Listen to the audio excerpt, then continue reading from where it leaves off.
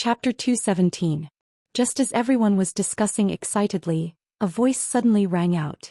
Elder Jing, who was known as the poison doctor, sneered. Take in a disciple? You want to take her in, but does she want to? Her acupuncture skills are enough to be a master for many of you. The conference room fell into an eerie silence. Elder Jing was good at fighting poison with poison. However, his reputation as the poison doctor was spread because of his sharp tongue. Because of his eccentric personality and sharp tongue, he had offended many patients from rich and powerful families. There was a moment of silence. Elder Yun, who was good at food therapy, said gently, "The young lady's acupuncture skills are superb, but I can teach her food therapy." Elder Yun was very popular. As soon as he spoke, someone immediately agreed. Yes. I'm also very good at massaging. I can teach her. When it comes to cupping, if I claim to be second, who dares to claim to be first? The young lady's pulse reading is too slow. I'm afraid she's inexperienced. I can teach her how to look, listen, question, and feel the pulse. The conference room instantly became the time for the masters to show off. The president of the Chinese Medicine Association closed his eyes and rested. Now that traditional Chinese medicine was strongly impacted by Western medicine, the number of young people who were willing to learn traditional Chinese medicine was far less than Western medicine. After a long time, it was too difficult to find a good seedling. Medicine was like any other discipline. It needed geniuses. The young lady in the video displayed such a high level of acupuncture skills at the age of 20. Without a doubt, she was a genius. If they could nurture her carefully and gather the strengths of various schools, it would be a great thing to revitalize the medical industry. Thinking of this, the president coughed a few times and everyone immediately fell silent. My grandson said that she's recording a program. I'd like to invite a few of you to participate in her program and see if the young lady has any intention of becoming a disciple. Everyone instantly responded enthusiastically and expressed that they would choose them. At the Manor live broadcast site, Xianxia put away the needles and tidied up the needles. Xiangli tried to move his right hand and a look of shock flashed past his eyes. He really could feel it. Originally, his hand could only do some simple actions such as holding a book. But now he felt that he could write and draw. Xiangli couldn't help but be moved. He muttered softly, "Our tutu is really amazing." The netizens in the live broadcast room were speechless. It can't be. It's really effective. Could it be that Xiangli wasn't messing around? Suddenly there was movement at the door. A staff member came in and whispered a few words to Li Jianyu. A few seconds later, Li Jianyu said absent-mindedly, Sister, please go to the door. The police are looking for you. The trolls started their business. The police are here to arrest her. Pa, I love it. The next second, Li Jianyu's voice spread throughout the live stream. He said he's here to give you a silk banner. The haters. Xiangyi went to the entrance of the manor in confusion. A white and blue police car was parked outside the black iron gate. When the uniformed policeman saw Xiangyi, he saluted her and handed her a big red banner with a smile. There were a few big words written on it: frowny face, radiant angel, passionate citizen. Thank you, Madam Xiangyi. You have contributed greatly to our investigation of the Mingxi boys' high school case. Xiangyi, other than the mobile little red flag she had when she was a student, she had never seen this before. Thank you. This is what I should do. The netizens in the live broadcast room were dumbfounded. They had only seen citizens giving silk banners to the police. So it was the other way around. This was really too amazing. Chapter 218. There was an uproar in the livestream. Official acknowledgement. What the F***CK? This isn't a script, is it? She's just an ordinary warm-hearted citizen? Putting everything else aside, Li Tao, rational discussion. What's the standard of a female celebrity in the entertainment industry to receive a silk banner from the police? At this moment, countless haters were staring blankly at their keyboards with blank looks on their faces. How is she being criticized? How is she being criticized? This female celebrity, Xiangyi, is toxic? She's also a female celebrity, but she's either glamorous on the red carpet or taking street photos at the airport. Occasionally there's even some love scandals. What about me? Gardening, cooking, catching pigs, Xianxia, traditional Chinese medicine. She drove a tractor to send a child to school and actually saved the child's life. Come to think of it, I actually have some charisma? With this silk banner representing official acknowledgement, coupled with the fact that the acupuncture she had given Xiangli was indeed effective, the comments section became much friendlier. Sob sob sob, I didn't dare to say anything, but I really couldn't take it anymore. Sister Yi is still a good child if she knows her mistakes and changes. Yi has indeed done something wrong and will admit it even if you don't push us over the head. However, I hope you can see the good in her red heart. I'm really confused now. I feel like the current vase fairy is so different from before. It's like she's a completely different person. You're not the same person. I used to like watching the videos of vase fairies variety shows edited by the Up in the Ghost section. She's a variety star and has participated in many shows, but she's really a black hole in variety shows. Not only is she awkward, she also likes to cry, put on airs and act like a big shot. But now she's a completely different person. I'm starting to wonder if she has a twin now. Xiangyi returned to the living room with the silk banner. Shui chuckled. Do you want me to hang it up for you? Xiangyi was slightly embarrassed. No, let's put it away. I'll go check on Xiao Naofu, it's still ignoring me. Xiang Li, who was sitting by the floor-to-ceiling window, flipped through the pages of the book on his lap with his pale fingers and said calmly, male creatures can't be spoiled. Once they're spoiled, they'll be spoiled. The words male creature had a double meaning. Shui raised her eyebrows and looked at him from afar. Xiangli looked over. Their gazes met in the air. Invisible electric currents crackled and exploded as they clashed secretly. The girl suddenly snorted. Is Xiao Naofu a boy? Shui, Xiangli, the two of them looked at Xiangyi. The little girl was curiously lifting the kitten's furry tail. Suddenly, Shui clasped her wrist and she could feel the warmth of his fingers. It's not good for you to take advantage of Xiao Naofu like this, right? Xiangyi explained in a low voice. No, I'm just curious. I want to cough. Her milky white ears gradually turned red. She had never raised a cat, nor had she carefully studied Xiao Naofu's body. In addition, Xiao Naofu was her system when she was about to transmigrate, so its voice was a kind of androgynous mechanical voice. She had always assumed that Xiao Naofu was a girl. The corners of Shui's lips curled up slightly, and her peach blossom eyes narrowed lazily. So straightforward. That's not good. Xiao Naofu also wants to save face. In the live stream. Am I the only one who thinks the wrong way? Shuringdi is too flirtatious. He's successfully made me blush in front of the screen. I'm louder than a screaming chicken. No one can cover my mouth. DBQ mom, I didn't become a scientist, but I became an expert today. Sister's untimely occasion, I can. Chapter 219. The girl muttered weakly, but it doesn't have that. What? Shui smiled. She didn't know if he really didn't understand or if he was deliberately teasing her.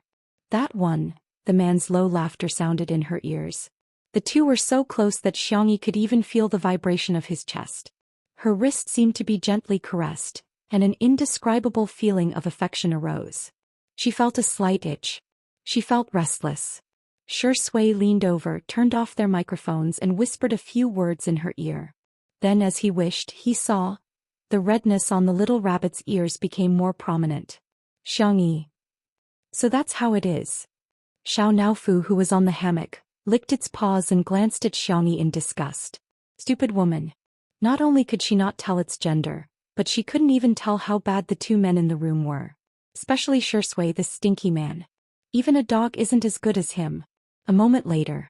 Shui's voice was tinged with a low, husky smile. Do you understand? Xiangyi's voice was like a mosquito as she replied, uh-huh.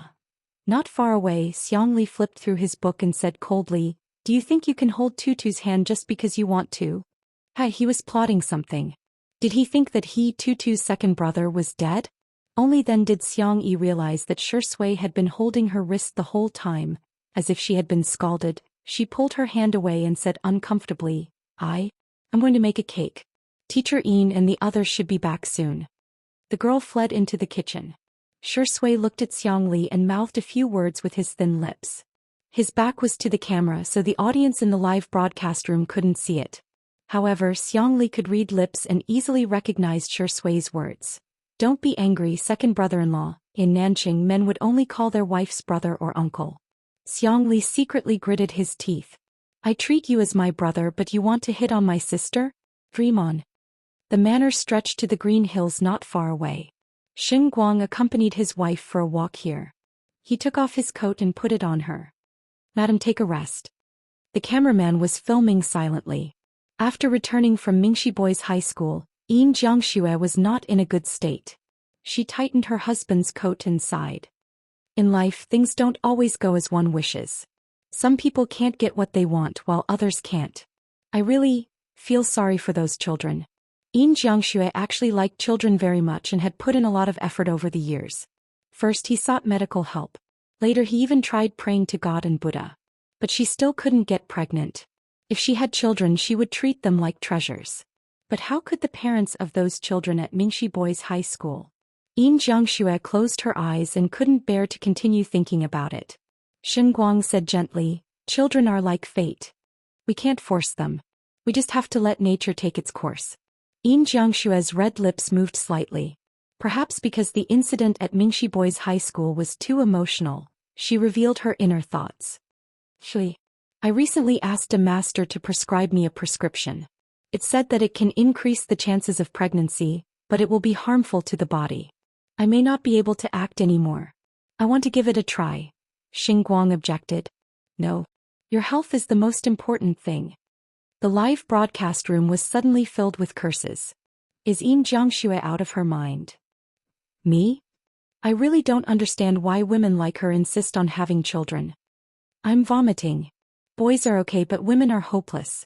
The Qing dynasty has already fallen and she still wants to carry on the family line for her husband? Chapter 220. Xianxia smiled bitterly and said, I'm sorry, hubby. You didn't do anything wrong. Xing Guang knew that although she looked carefree, she was actually very sensitive, especially since her previous marriage had hurt her too deeply. Our marriage is based on love and trust, not children. If we have children, we'll raise them together. If we don't, it's okay. When we're old and gray, we'll still be able to spend some quality time together.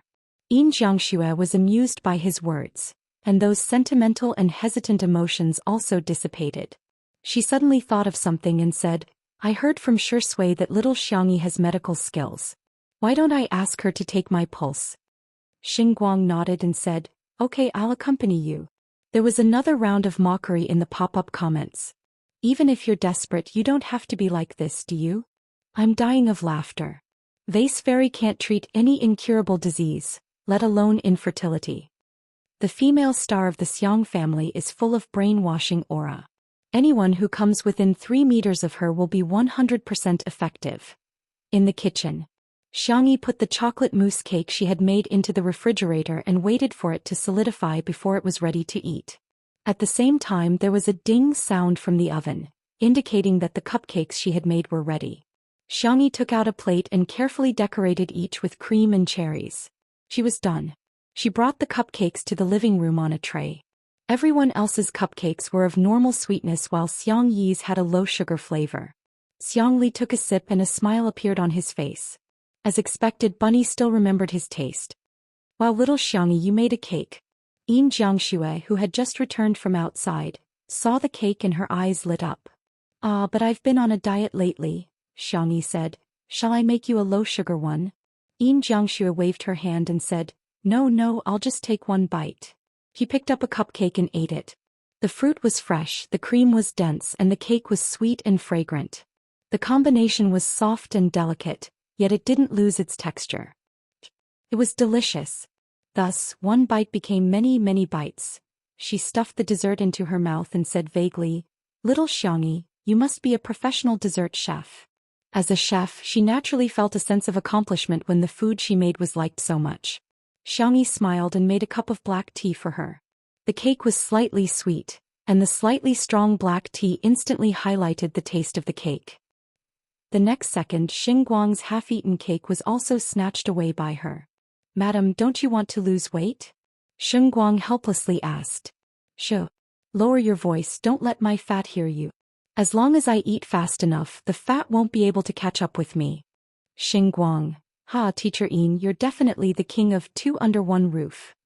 Mr. Xing's expression is so affectionate. He probably really likes Xianxia. Who wouldn't love such a beautiful and interesting mama and her acting skills are so good too. Say, so what if she's outstanding? She's still a divorcee who can't even give birth. There's an idiot comment in front, I suggest everyone report it. After eating 3 cupcakes, Xianxia finally stopped. She brushed her hair and pretended that nothing had happened. Xing Guang reminded her, by the way, didn't you say that you wanted Miss Xiang to take your pulse? Yes. Xianxia looked at Xiangyi with anticipation in her eyes. Little Xiangyi, can you take my pulse? Chapter 221. Xiangyi said, of course, are you feeling unwell? Xianxia did not hesitate and said generously, I want to ask if there's still a possibility of me getting pregnant. Xiangyi nodded slightly. Please give me your left hand. Xianxia stretched out her hand and placed it in front of Xiangyi nervously. About 2 minutes later, the girl said gently, please give me your right hand. Pulse diagnosis was one of the looking, listening, asking, and feeling methods. It was said that a man's left hand was the woman's right hand, but in fact, it was more comprehensive and accurate to take the pulse of both hands. After taking the pulse, Xiangyi frowned slightly and did not speak for the time being. Seeing her reaction, Xianxia's heart skipped a beat. However, although she was disappointed, she still turned to Xiangyi. I'm fine, you don't have to say anything to comfort me. I know I'm not fated to have children in this life. Xingguang hugged her shoulders and patted her gently. Xiangyi looked up in surprise. Missine, you've misunderstood. I'm thinking about which prescription to choose. She had once traveled through a world. In order to help the female lead of that world ascend to the position of empress, Xiangyi worked hard to study medicine and became the first female imperial physician. She was best at gynecology. However, if she was too good at it, it would also be troublesome. Just like how a straight A student could write down the standard answer quickly, but sometimes, a genius student would struggle with which one to write down. Xianxia was overjoyed. Do you mean that I can still get pregnant? I'll give it a try. Xiangyi gave the most conservative answer. There's about a 90% chance, but you'll need to cooperate with me to nurse your body. 90%? Xianxia could not believe it. The doctors she had seen before all said that the chances were slim. The most optimistic one, which gave the greatest possibility, was only 10 to 20%. The girl took a pen and paper and wrote down the prescription. She folded it and handed it to her. I'll prepare a medicinal diet and recipe for you later. If you're still worried, you can take the prescription to the experts. After confirming that there's no problem, you can take the prescription. Xianxia felt as if she had received a treasure and thanked her profusely. Thank you. Thank you, little Xiangyi. I will definitely do as you say. Some of the viewers watching the livestream were genuinely happy for Xianxia while others were jealous. What kind of prescription is this? Is there only 4 words written on it? Drink more hot water? Vase Fairy, please go read some tactful chicken soup novels. You're always talking big, I can't stand it. First you said that you can cure the doctor's older brother after 5 times. Now you're saying that there's an 80% chance that you can make Mama Yin pregnant. You even confidently said that you'll show the prescription to an expert. Do you really think you're a miracle doctor? No, she's not confident. She just knows that no one can argue with her. How could Dr. Xiang and Teacher Yin have anything to do with her after leaving the show? She did it on purpose because she felt that it wouldn't be good for them to fall out with her. It would be great if they could hire an expert to do it until now. They would definitely smash the Vase Fairy's face. As soon as this bullet screen floated past, another staff member came in and whispered a few words to Li Jianyu in a hurry. This time not only was Li Jianyu in a trance, he was also confused on the spot. Can't be right? It can't be right? The president of the Wuxia Chinese Medicine Association, along with several big shots of Chinese medicine, begged to appear on their variety show. The reason was, his eyes focused on Xiangyi. He swallowed his saliva and said into the microphone, Sister Yi, someone is looking for you again. I think it's a few old grandpas. Chapter 222. At the entrance of the manor. Xiangyi didn't know any of the old men in front of her. She politely greeted, Hello Grandpa, are you looking for me? That's right. The one who spoke was Elder Fong, the president of the Chinese Medicine Association. He said calmly, Here's the thing, we want to use your show to popularize medical knowledge to the public and promote traditional Chinese medicine culture. Is it convenient for you? Xiangyi looked at Li Jianyu and said, Director Li, of course. It's our honor. Li Jianyu, who was behind the camera, said while wiping his sweat profusely. He knew the identities of the three big shots. Elder Fong, the president of the Chinese Medicine Association, Elder Yun, the heir of Huichun Hall Medical Hall, Elder Jing, the chief master of Jishir Hall Medical Hall. If the three of them were to appear in Xianxia novels, they would definitely be the immortals hidden in the protagonist's ring. It was no exaggeration to say that they were medical experts that many rich and powerful families couldn't afford to hire. Yet they were now going to appear on Two Under One Roof, an online live variety show to spread medical knowledge? How was this using a sledgehammer to kill a chicken? This was simply using a green dragon crescent blade studded with gems. This way, please. Xiangyi led the way in front and couldn't help but take a few more glances at Elder Yun. Elder Yun had a mild temper and he said with a smile, "Young lady, do you find me familiar?" Xiangyi nodded and said, "Grandpa, there seems to be a photo of you in the Guide to Traditional Chinese Medicine Cuisine. You've actually read the book I wrote." Elder Yun's eyes lit up with joy. "Are you interested in diet therapy?" At the mention of the past, the young lady was a little embarrassed. "Actually, I read it as a recipe book. At that time I was just learning medicine from my grandfather. Every day I was either memorizing the names of herbs or prescriptions. I felt that it was too boring, so I cooked according to your book. My favorite food is your American ginseng double snow lean meat soup. It tastes especially good with some candied dates." Elder Yun smiled and didn't forget to give Elder Fong and Elder Jing a smug look. "This disciple of mine is mine." Elder Fong was unperturbed. He stroked his beard and looked like an otherworldly expert. Elder Jing snorted in disdain. "You've published a few books. Other than the Guide to Medicinal Cuisine that's a bestseller, the other books are all slow-selling. Which publisher doesn't cry when they see you?" Elder Yun. In addition to diet therapy, he also studied other aspects of traditional Chinese medicine. The books he wrote were profound and complicated, and he liked to quote ancient Chinese. Not only did he require the reader to have outstanding medical skills, but he also had to keep up with the literacy level. Otherwise, they wouldn't be able to understand what he wrote. As a result, most of his books didn't sell well. Elder Yun faintly smiled. "I heard that you were poisoned when you tried medicinal herbs a few days ago? I'm afraid you're the current Shenong, Li Shizhen of Nanqing." Elder Jing. He flew into a rage out of humiliation. "That's a foreign herb. I've never seen it before, so I was careless and fell for it." The live stream became a sea of joy. "I found out. These people are all titans of the Chinese medicine industry, but they're like primary school students when they get along with each other." "Huh, master. Teach me how to insult people." "Ah no, teach me medicine. It's okay to expose each other's shortcomings, how mean. But I don't mind listening to more dog talk."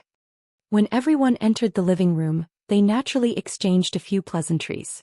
Yin Jiangshu's eyes lit up when she heard their true identities, but then slowly dimmed. How could such a big shot make a move so easily? Chapter 223. She had been looking for famous doctors all these years and had seen the fickleness of the world. She had met doctors who were benevolent, doctors who were only after money, and even scammers who weren't good at medicine. The more skilled a master was, the more difficult it was for ordinary people to make an appointment with him. She sighed and decided to let nature take its course. It would be great if she could get a few masters to treat her. If they couldn't, then they didn't owe her anything. Xiangyi took out a tea set that her third brother had given her. Xianxia had good taste, so the tea set he had chosen was simple and beautiful. It was pleasing to the eye just by looking at it. She warmed the cup, washed the tea, and made the tea. The young girl's actions were natural and elegant. Elder Fong and the others tasted the tea and looked at Xiangyi with even more affection. It was as if they were looking at their own disciple. Elder Jing couldn't wait to ask, "Young girl, who did you learn your medical skills from?" Xiangyi answered honestly, "My grandfather." "Xiangyin?" Elder Jing frowned. "He's quite good at medicine." He had Xiangyin as his WeChat friend, but that old man always liked to show off how cute his little granddaughter was. It was very annoying, so he had blocked Xiangyin a few years ago. Now that he thought about it, he regretted it so much. He had missed such a good seedling.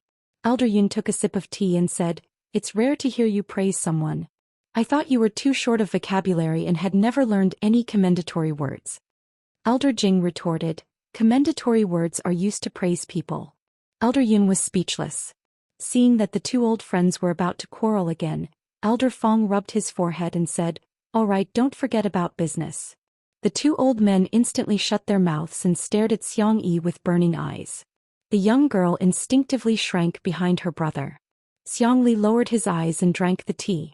The corners of his mouth curled up slightly. However, Shui seemed to have seen through something. He pushed his glasses up his nose bridge and asked with a smile, "How are you going to popularize medical knowledge?" "Our program team will cooperate fully." Elder Fong said faintly, "If we were to talk purely about theory, it would be too boring. I'm sure the young people in front of the screen wouldn't like to hear us talk about yin and yang, the 5 elements, evil energy and cold energy. Therefore, we're going to use practical methods to convey it. Is there anyone present who is unwell? For example, excessive internal heat, cold, headaches, and so on." At first, no one dared to say anything out of fear of their identities. For a moment, the atmosphere was somewhat cold. Li Jinyu was the first to raise his hand. I've been suffering from an oral ulcer recently. Can it be treated?" Elder Yun suggested that they eat more pears, loquats, tomatoes, and other fruits and vegetables. Elder Jing suggested that they could use gentian laugon decoction or buplurum decoction. Elder Fong, on the other hand, gave a detailed explanation from the cause of the disease to the symptoms to how to treat the symptoms. His explanation was easy to understand and fascinating. With Li Jinyu taking the lead, the other staff members also raised their hands. Yin Jiangxue was a little hesitant. What if she caused the masters to be flamed by the netizens? That was not what she wanted to see. Xin Guang held her hand. "Madam, why don't we show the prescriptions to the masters?" Yin Jiangxue heaved a sigh of relief. "It's good too. If the masters approved of Xiangyi's prescription, she could just follow the prescription." Thinking of this, Yin Jiangxue handed over a prescription. Because it was folded and the paper was similar, she didn't realize that she was handing over the prescription that the doctor had given her. Chapter 224. Old Master Fong took the prescription from her. The three of them first took Yin Jiangxue's pulse, after which Old Master Fong opened the prescription and took a few glances at it. His brows furrowed. It was obvious that this prescription wasn't written by a young lady. He passed the prescription to Old Master Yun. Yin Jiangxue asked uneasily, "Old Master Fong, is it because of my body?" After reading it, Old Master Yun had a similar reaction and passed it to Old Master Jing, who was the most proficient in pharmacology. The more Old Master Jing looked at it, the angrier he got. He had a bad temper to begin with and slammed the table, causing the tea to splash all over the table. "Nonsense! What kind of lousy prescription is this? Looks like a pile of expensive supplements, but it's actually just a pile. It's fine if it's just a temporary solution, but this prescription is also extremely harmful to the body. If you take it for a long time, not only will it be impossible for you to get pregnant, even your internal organs and meridians will be affected. But no, this kind of person doesn't deserve to be a doctor." Yin Jiangxue's face turned pale. "So, it's still impossible for me to get pregnant." The netizens in the livestream were furious. "Wasn't this prescription written by Vase Fairy? I want to throw a gas can at her.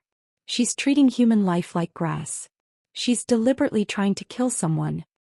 Oh my god, she's quite polite when she calls her teacher Yin, but I didn't expect her to be so hypocritical. It's fine if you don't know how to treat it, but why do you have to harm others?" "Oh, big shots, look at the doctor's brother's hand. Has his condition worsened? I'm breaking out in cold sweat." F***CK, that's right. She even performed acupuncture on Dr. Xiang. That burning sensation won't hurt his nerves even more, right? Normal acupuncture won't cause burning. The comments were filled with anger, and many netizens even began to curse Xiangyi's ancestors.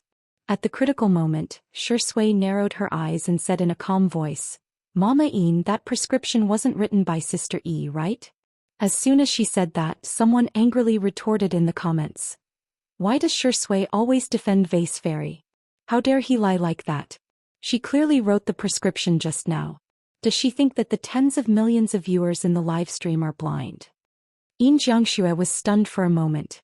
She quickly rummaged through her pockets and realized that there was a prescription inside. Her mind was blown, and it took her a few seconds to calm herself down. She opened it and was filled with apologies. "I'm sorry, this is the prescription that little Xiangyi gave me. I'll have to trouble you guys. Oh? The little miracle-working doctor opened it? Elder Jing was the first to snatch it over and looked at it carefully. The more he looked, the brighter his eyes became. Could be called a good prescription. However, if he were to perfect the formula, it would be even more perfect. Elder Yun couldn't wait any longer. Let me see. Elder Jing turned around childishly. No. This was his future disciple and he should be the one giving pointers. Elder Yun complained to Elder Fong. President, look at him. How can he be so domineering? Elder Fong was also a little speechless. He coughed lightly, indicating that Elder Jing should not go overboard. Only then did Elder Jing reluctantly move the prescription towards Elder Yun. Then let's look at it together. Elder Yun put on his reading glasses. The two old men, who were more than 100 years old, were full of praise as they looked at it. They were like the bootlickers in music games.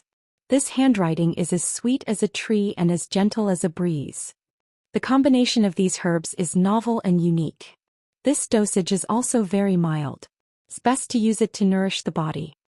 Thousands of words turned into a sentence that the two of them slapped their thighs in unison. Wonderful.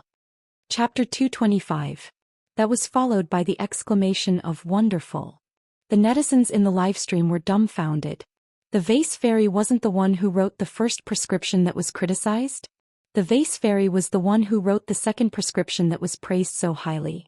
Not only the netizens but the executives of Muyao TV were also about to vomit blood. The number of viewers in the livestream of Two Under One Roof had reached 10 million.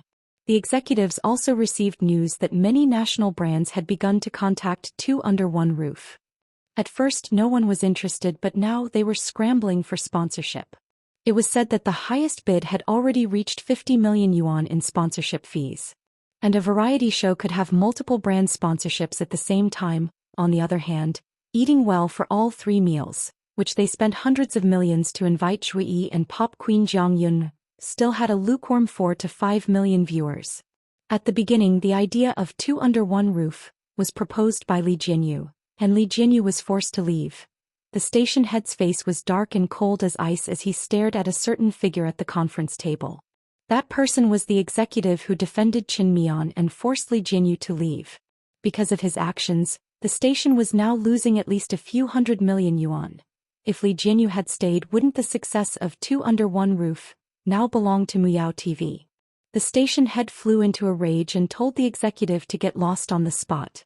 He slammed the folder in his hand and questioned, "You found Shui and Jiang Yun for 100 million yuan? Why can't you find an artist like Xianxia? Isn't it just cooking musical instruments and Chinese medicine?" The deputy director sneered. "Then why don't you tell me how to find one? These things aren't something that can be learned in a day or two. Culinary skills are fine, but at the same time, musical instruments are rare. If you include Chinese medicine, aren't you just making things difficult for me? Even if we do find her, do you think that person will have the same conditions as the Xianxia family's manor? Can there be a high-tech farm that creates jobs for farmers like Little Rabbit Farm? Okay, let's say there is. But who can invite a famous director, an esports god, a designer who won the Muse Award, a popular boy band, a national treasure doctor and a divine doctor at the same time? If you can do it, why don't you do it?" A series of questions caused the scene to be deathly silent like cicadas in winter. But, is this woman crazy? The station manager was also stunned. He never thought that the woman who had worked for him for so many years would dare to talk back to him in public. "You're just a woman. Giving you the position of deputy director is already enough of a favor for you, yet you still don't know what's good for you." The station manager was furious, but considering her ability to work, he couldn't just fire her directly. He could only threaten her, "You're suspended without pay immediately and reflect on your mistakes. You're not allowed to come to work without my notice." The deputy director Wan Qing sneered. She casually tore off the identity plate that she had treasured for many years and threw it on the table in a valiant manner. "I miss your mother. I quit." At this moment in the manor's living room, seeing that his two old friends couldn't stop praising her, Elder Fong had no choice but to say, "Madam Yin, you don't have to worry. If you take good care of yourself according to this prescription, there's a possibility of you having a child. Forget it, I'll be more conservative with my words." He paused for a moment and felt a sense of pride. There's a 99% chance that you'll have a child. Xianxia was pleasantly surprised. She sobbed and covered her face with her hands, crying tears of joy. Chapter 226. Xinguang was also a little moved. He raised his hand and hugged her. Darling, that's great. You can finally fulfill your wish. Looking at the loving couple, everyone felt happy for them from the bottom of their hearts. In the live stream, I'm not listening, I don't believe it, I don't believe it. What the F***ck? Vase Fairy's medical skills are so brilliant. She should be really amazing. After all, these people are all giants in the Chinese medicine industry. I'm just curious how the program team managed to invite them. Li Jinyu happened to catch a glimpse of that comment and thought to himself, I really didn't invite them. The big shots are the ones who came willingly. They don't even need to pay for their appearance. It turns out that pies can come one after another. Dr. Xiang who doesn't need money, the big shots of Chinese medicine who don't need money, and Hades who is paying for it. He was overjoyed and he was grinning from ear to ear. Elder Fong and the other two slightly modified Xiangyi's prescription. Xiangyi also discussed with them the follow-up diet and recuperation plans. She had the strength to begin with and she was also humble. One was willing to learn and the other three were willing to teach. In the blink of an eye, they had been discussing for more than half an hour. Xiangyi benefited a lot and the three masters also thought that the ideas she came up with were good. They were full of praise for her. By the way, masters, since you're all here, why don't you take a look at Dr. Xiang's hand? Li Jinyu suggested. He thought that with these masters around, they might be able to help Dr. Xiang's hand heal faster. The three of them naturally had no objections. Xiangli was also very cooperative. They finished taking his pulse. Elder Jing was the first to speak. If I were to treat him, I would use the method of fighting poison with poison to stimulate him. Although I can guarantee that he will regain some feeling in his hand, I'm afraid there will be other sequelae. Elder Yun said, I'm the opposite of him.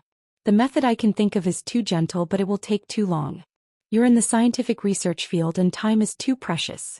I'm afraid you can't afford to delay. Elder Fong pondered for a long time before stroking his beard. This world still belongs to the young after all. This acupuncture technique is something that old people like us can't think of. Even if we can think of it, we wouldn't dare to use it carelessly. I've heard of little Xiang's hand injury before. Previously, the descendants of the 9 needles of the divine in our country had also thought of using acupuncture to treat him. However, he was already old and was afraid that his hand would be unstable.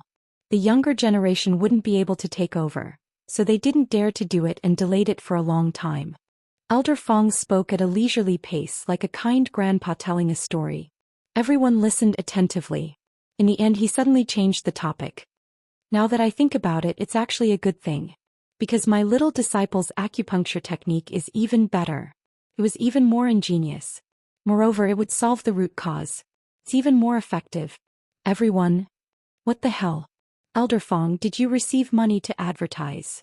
Elder Yun and Elder Jing. I thought you were the most honorable, but I didn't expect you to be the most shameless. Elder Yun said angrily, when did little Xiangyi become your disciple? He's obviously my disciple. Elder Jing was even more direct as he scolded, you two old fogies, stop flattering yourselves. This is the disciple I've taken a liking to. Let me tell you, don't even think about snatching her from me. The three of them quarreled more and more fiercely. The two old grandpas who were almost 200 years old were about to fight. Xiangyi, she was quite confused. The netizens in the livestream were not only dumbfounded, but they were also stunned. Someone guessed weakly, are these three masters here to take in Xiangyi as their disciple? Chapter 227. Someone was dumbfounded. I thought that men would only fight over Xiangyi. I never expected that one day they would fight to take her in as their disciple. Someone even commented on the front line. The Wuxia Traditional Chinese Medicine Association posted on Weibo that there were more than a dozen traditional Chinese medicine masters who were late because they couldn't get tickets for the high-speed rail. These masters are all here to take Xiangyi in as their disciple. One of the masters even publicly said that Elder Fong and the other two got a huge advantage because they were from Nanqing. The netizens were speechless. They never expected such a reversal. The vase fairy whom they looked down on was actually the target of all the traditional Chinese medicine masters. She wasn't the one begging to be their disciple. but the masters were begging to take her in as their disciple. Amazing. The netizens who had followed the trend to criticize Xianxia seemed to have been enlightened and suddenly sobered up. Thinking about it carefully, did Xianxia really do something unforgivable? No. She played the electric guitar for the brothers of C7 at the annual gala of Tomato Entertainment. At Mingxi Boys High School, she had cooked a heartwarming meal for the children who had suffered so much. She had even uprooted the prison that was the source of all evil. She performed acupuncture on Xiangli and wrote a prescription for Xianxia. She was so tired that the sweat on her forehead could soak the tissue paper. Looking back at the negative comments that they had posted, these people suddenly felt a little upset. She seemed, not only did she not do anything outrageous, she was actually a nice girl. However, there were also people who couldn't forgive her, especially the blogger Noob Baldy PhD, who posted on Weibo. Xiangxia, have you apologized to Dr. Xiang today? No, smiley face. He had a lot of fans to begin with and was very influential. As soon as he posted on Weibo, many people were enraged and flocked to the live stream. Wow, she's cleared her name just like that. Isn't it her duty to treat Dr. Xiang? After all, if it weren't for her, Dr. Xiang wouldn't have gotten injured. Didn't you hear that the masters know her grandfather? She's a second-generation doctor. Who knows if the masters are here to support her on account of her grandfather. Once these words were spoken, they didn't get the same response as they did in the beginning. On the contrary, Xiangxi's fans and untimely couples fans stepped forward. How do you know she didn't apologize? Isn't it a traditional virtue since ancient times to admit one's mistakes and correct them? We're willing to admit Xiangxi's mistakes, but why don't you dare to admit Xiangxi's excellence? No one is perfect. Everyone here, ask yourselves who hasn't made mistakes. Why do you hold Sister E to the standard of a saint, but hold yourself to the standard of a rotten person? Just as the two sides were arguing, Shui suddenly opened her mouth. Seniors, may I trouble you to take Sister Yi's pulse? The three grandpas who had already started rolling up their sleeves looked at Xiangxia in unison. Little disciple, where are you feeling unwell? Disciple, why didn't you tell me earlier that you were feeling unwell? My beloved disciple, stretch out your hand. Don't panic. With me here you will be cured. Xiangxia looked at Shui in bewilderment, not understanding why he was doing that. Old Master Fong and Old Master Yun each grabbed one of Xiangxi's hands. Old Master Jing, who was a step slower, beat his chest and stomped his feet, wishing he could release a poisonous centipede or scorpion to bite the two old men. At this moment Shui said leisurely, Sister E has lost her memory in the past year and has only recovered recently. I'm worried if there will be any sequelae. As soon as she said that, there was an uproar in the live stream. Vase Fairy has amnesia? Chapter 228. Oh my god, art indeed comes from reality. What the f***ck? That was why it made sense. She was stupid last year because she lost her memory. Now that she has regained her memory, she's normal again. I've always liked Sister Yi's looks. I've watched all the television dramas and variety shows that she has participated in. Actually, I've guessed that she has dual personality disorder. Their personalities are really worlds apart. There was also a group of people who refused to believe it. You can even come up with an excuse like memory loss? Shui, you're awesome. As expected of a man who has won the Best Actor and Best Actor awards. Look at how natural his acting is. Little fresh meats, come out and take a beating. Hey, what a coincidence. Not only did she lose her memory, she even selectively lost her memory. She can even recover after losing her memory. I'm impressed. Next time she might as well say that her soul was possessed. Elder Fong and Elder Yun were extremely cautious and serious when taking her pulse. After a long time, Elder Fong said, judging from your pulse, your body is indeed still a little weak. You shouldn't work too hard in your daily life. Before he could finish, Elder Yun interjected, my dear disciple, you need to nourish your body well. Why don't you come back to the medical center with me and eat supplements for a few years? I guarantee that you'll recover from all your illnesses. Everyone was speechless. Supplements aren't supposed to be taken on a daily basis. Since when are they supposed to be taken on a yearly basis? Also, isn't it too natural for you to call me your beloved disciple? Elder Jing was displeased. Who are you looking down on? Our family may lack everything, but we don't lack good food for our little girls. My dear disciple, come with me. You'll have plenty of ginseng, bird's nest, and snow lotus. Elder Fong stroked his beard, looking otherworldly and otherworldly. However, he was extremely shameless. Disciple, since Grandpa Jing and Grandpa Yun are so enthusiastic, go to their house for 3 meals a day. After that, come back to me to learn medicine. If you can pack some 100-year-old ginseng or something for me after eating, that would be even better. Elder Jing was speechless. Elder Yun was speechless. Damn it. Why don't we order takeout for you? Xianxia was speechless. If she didn't know how to take her own pulse, she would have thought that she was weak and on the verge of death. His body had been tormented. At most he would be a little malnourished. After adjusting his daily routine and supplementing his diet, he would be able to recover in a month. Netizens, is it okay to use supplements to abduct Sister E online? Ha, I love it when these old men argue with each other. They're probably the worst of friends. I suddenly realized that the choice is in Xianxi's hands. There are so many Chinese medicine masters for her to choose from like cabbages.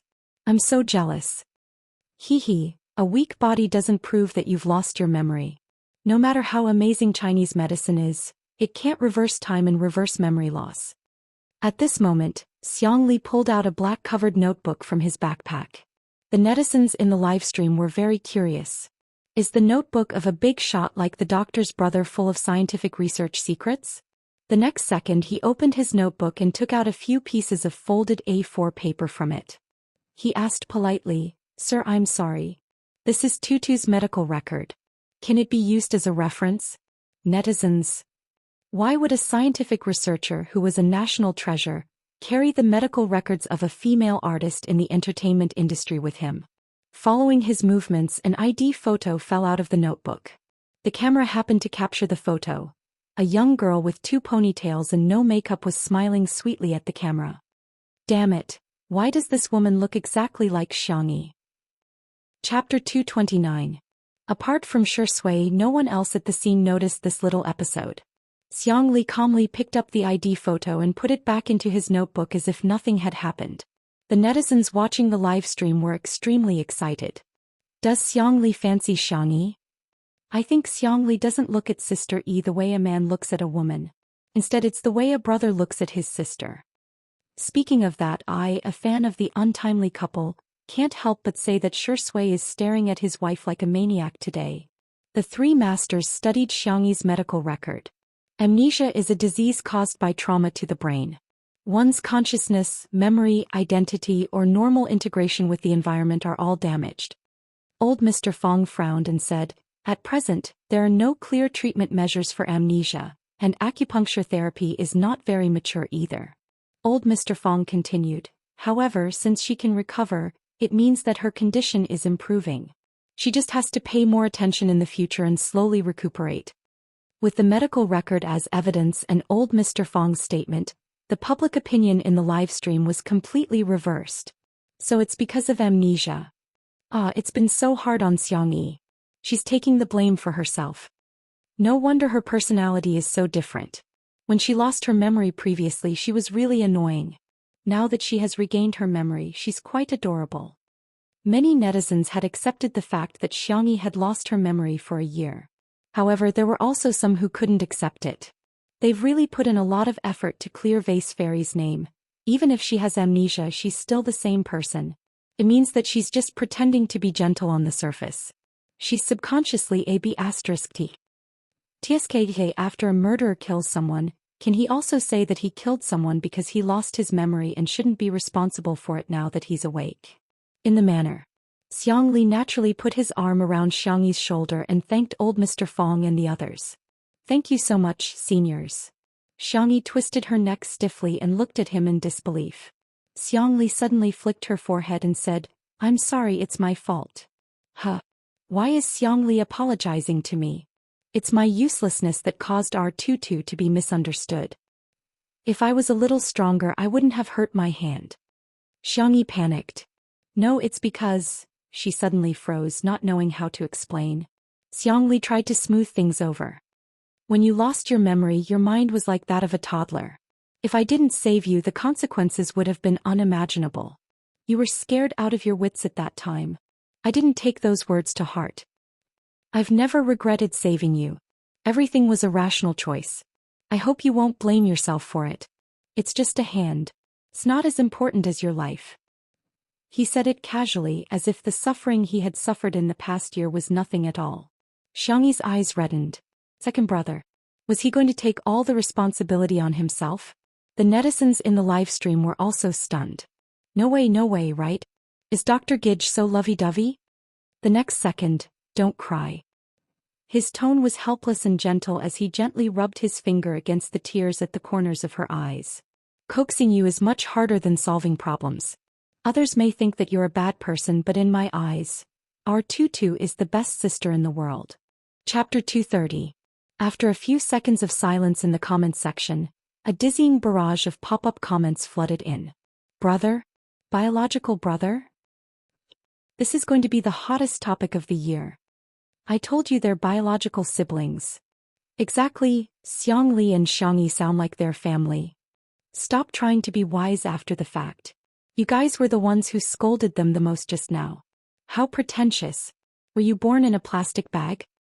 All the clamor seemed to have been paused. Xiangyi raised her little face and stared at her second brother in front of her in a daze. Tears welled up in her eyes and she tried her best to hold them back. However, the moment he coaxed her, tears welled up in her eyes. She was actually really not that strong. In front of outsiders, she could remain calm no matter how aggrieved she was. However, in front of her brother, she couldn't keep her cool at all. As soon as his sister started crying, Xiangli immediately panicked. He was indeed not good at coaxing girls. All he knew was to pat her back clumsily again and again, patiently and gently. Shui remained silent and turned to the side to block the camera for her. However, she didn't disturb her and Xiangli. Do you want some candy? Xiangli asked as he took out a milk candy from his trouser pocket. Shui was speechless. Looking at the familiar brand of milk candy, his eyebrows twitched. Is giving out candy a coaxing technique that's been passed down in the Xiang family for generations? Xiangyi sobbed and said, I just want to cry. As soon as she spoke, the hearts of the fans in the live stream melted. I declare that from now on, I'm a mommy fan. Damn. Sister E is so meek in front of her brother. I really want to rub her in. I understand, Xiangyi. I'm in the advertising industry and I can smile even when I'm scolded by clients and leaders every day. However, whenever my mother calls me and asks if I've eaten, I cry. On the other hand, the blogger named Noob Baldy PhD immediately deleted several long Weibo posts that berated Xiangyi. In front of the screen, he felt extremely guilty. He was not a fan of Dr. X at all. He had deliberately pretended to be a fan of Dr. X and was just trying to attract more traffic. After those few Weibo posts, his Weibo had gained hundreds of thousands of followers. It was even more than the number of fans he had accumulated over the years of running Weibo. In this era where traffic could be converted into cash, this meant that his Weibo could receive more promotions and earn more money. He originally thought that he was quite smart and the feeling of standing on the moral high ground to judge others was really too good. Who would have thought that Xiangyi was Dr. X's biological sister? In this way, his indignant denunciation had all become a joke. But Dr. X and Xiangyi were both so busy, so no one would argue with him, right? Thinking up to this point, Baldy decided to get lucky and registered a Smurf account. Since the number of views on the anti-celebrities Weibo was so high, why would he still want to be a campus treehole blogger? 10 minutes later. The wind at dusk was chilly and everyone was cooling off in the pavilion of the manor. Xiangyi had already gotten a grip on her emotions. After calming down, she felt a little embarrassed. She actually cried in front of so many people. A piece of watermelon was suddenly stuffed into her hand. She looked up and made eye contact with Shui's deep and narrow peach blossom-shaped eyes. He smiled and said, "Have a piece of watermelon to hydrate yourself." Feeling a little embarrassed, Xiangyi said, "Thank you." She held the watermelon and nibbled on it. Little did she know how excited the fans of the couple were. Shui cut the sweetest part of the watermelon and gave it to Sister E. Rounding it up, this was the wedding candy. Open your mouths and eat the candy. Chapter 231. Mommy, I'm so jealous. Sister E looks like a little bunny when she's eating the melon obediently. Just now, Shui blocked the camera for Tutu. Previously, he also blocked the camera for Tutu when she was sad. This man is really considerate, a woo. What the hell is a big cotton padded jacket? Are you trying to make me laugh to death so that you can inherit my emoji package? At this moment the top cultists collectively went out to fight, refusing to let go of any candy. Although there were still some haters, they were soon drowned out. Elder Fong and the other two took a tour of the manor and were about to leave, but they smelled the aroma of food wafting from the kitchen. Elder Yun was proficient in the art of food therapy. After smelling a few Chinese herbs, he clicked his tongue and said, "Since my beloved disciple is making medicinal cuisine, I'll force myself to stay for dinner." The netizens were dumbfounded. "Sorry, Grandpa, you don't look like you're forcing yourself to stay. You look like you're very willing." Elder Jing sneered. "She's obviously my obedient disciple." Seeing that the two of them were about to argue again, Elder Fong suddenly said, "Why don't we accept her as our disciple together? Wouldn't that be perfect?" Elder Yun thought for a few seconds and said, "I'll think about it." Although Elder Jing didn't agree, he didn't argue, which was rare. However, the netizens in the livestream didn't think much of it. They thought that Elder Yun and Elder Jing were just giving Elder Fong face and didn't turn them down directly. As the dishes that Xianxia had prepared were served one after another, the number of viewers in the livestream of Two Under One Roof also increased. The foodies had arrived. Countless people had prepared their meals or ordered takeout, accompanied by drinks and snacks. They were all staring at the screen and swallowing their saliva. Braised pork with thick oil and red sauce, tender and glossy steamed pork ribs with garlic, light and delicious fish head tofu soup. There were vegetarian dishes, dry-fried mushrooms, cold shredded bamboo shoots and so on, which filled the entire table. There were also two medicinal cuisines, one of which was the American ginseng lean meat soup from Elder Yun's medicinal cuisine guidebook, while the other was Xiangyi's original casserole soup. Elder Fong and Elder Jing picked up their chopsticks reservedly, but when they tasted the first dish they paused in unison. "My obedient disciple's cooking skills." Elder Yun impatiently tasted the two medicinal cuisines. The American ginseng double snow lean meat soup was improved based on his medicinal cuisine recipe. It tasted better. As for the casserole soup, through the combination of food and fine cooking, it looked, smelled and tasted perfect. He had truly achieved the point where medicine borrowed the taste of food, and food aided the medicine's medicinal properties. Bitter medicine had turned into delicious medicine. After drinking 2 bowls of soup, Elder Yun suddenly put down his bowl with a solemn expression. Xiangxia said gently, "Grandpa Yun? Is the food not to your liking?" "Why are you calling me Grandpa Yun?" Elder Yun pretended to be angry. "Call me Master." Elder Jing was anxious. "You're really annoying." However, Elder Yun said earnestly, "Come, my beloved disciple, this is your second master." "Elder Jing?" Elder Yun turned his head and looked at Elder Fong. Elder Fong suddenly had a bad premonition. As expected, Elder Yun made a gesture. "That's your third master." In the live stream. "Is old Yun crazy? How can he accept a disciple like this?" "That's right, other people have a master with a few disciples. How can there be a few masters with a disciple?" Damn, Elder Yun is probably tricking others. Elder Jing and Elder Fong are such proud people, especially Elder Jing, who has a bad temper. He'll definitely refuse. In the next second, Elder Jing, who had never said anything good in his life, held back for a long time before saying, "Old man, you're really likable." The netizens. Chapter 232. Fong Lao picked up a piece of red braised pork with his chopsticks. The thick sauce wrapped around the pork and the juices splashed out when he took a bite. The sweet and fresh taste permeated every bit of the meat. He squinted his eyes in satisfaction and enjoyed it for a moment before he said slowly, "You're right. In terms of age, I'm the oldest, so you should call me master. Second brother, third brother, you should call me eldest brother." The netizens. Why did Elder Fong, the president of the Chinese Medicine Association, fall for her? Xiangxia, who suddenly had 3 masters, was speechless. The girl didn't know whether to laugh or cry. Grandpa Fong, Grandpa Yun, Grandpa Jing, although I'm very interested in medical skills, I'm afraid I don't have time to learn recently. Since she had promised to record Two Under One Roof, she had to do what she said. Otherwise it would make things difficult for Shi Sui and Li Jianyu. Elder Jing looked around and said, "The scenery here is beautiful and the air is pleasant. I can stay here and teach my beloved disciple some medical skills." Elder Yun, "Yes, it's quiet here and suitable for meditation." Elder Fong. Little disciple, you won't dislike me, right? Sigh, we're old men, it's inevitable that people will dislike us. Xianxia hurriedly said, that's not what I meant. Grandpa, you can stay as long as you want. I'm just afraid that I won't be good enough and will let you down.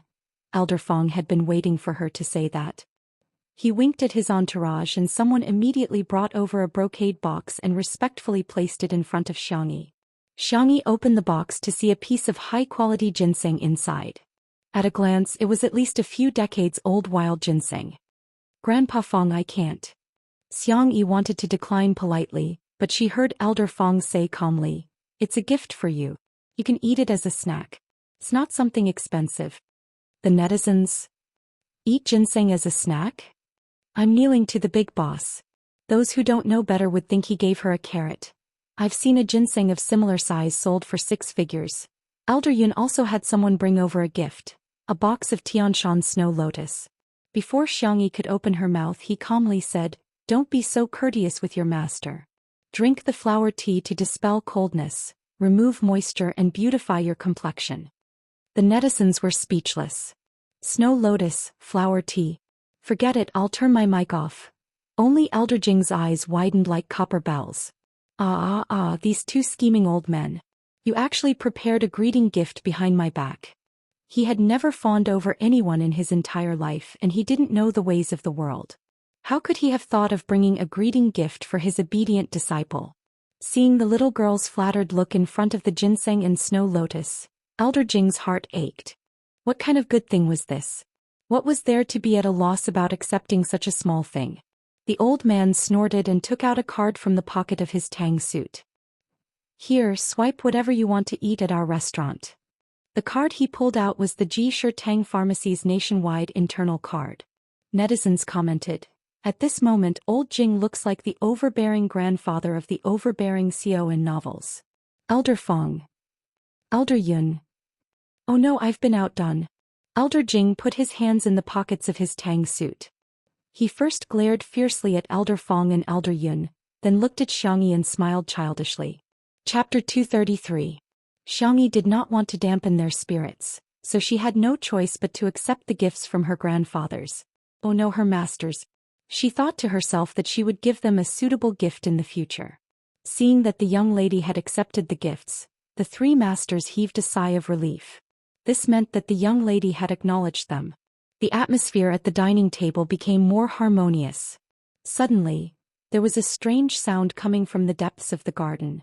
Xianxia was about to check it out when she acutely noticed that a few agile shadows had emerged from the dark. The nature of Xiang Li's work was special, and Elder Fong and the others were influential masters in the field of traditional Chinese medicine. Simply put, the only thing the manor lacked today was the bodyguards of these big shots. Soon more than 10 boys with dusty faces were carried over as if they were little chicks. Reporting. These people are sneaking around and trying to barge in, said a stern and cold voice. Rong Huai was the first to retort. Who's sneaking around? Don't slander us. Then why didn't you leave the front door open? I have a legitimate reason to suspect you. Tell me, what's your motive? Xianxia got up in time. I know them. Rong Huai and the rest were then released. What's going on? Are you interrogating us like we're criminals? Rong Huai muttered softly. When he saw Xianxi's face, he suddenly felt guilty and whispered, Sister, we don't have any ill intentions. We just wanted to come and see you before we leave. After a few hours of construction work, Mingxi Boys High School was almost done. Most of the children had been taken home by their parents. However, there were also children like Rong Huai who did not want to go home but had nowhere to go.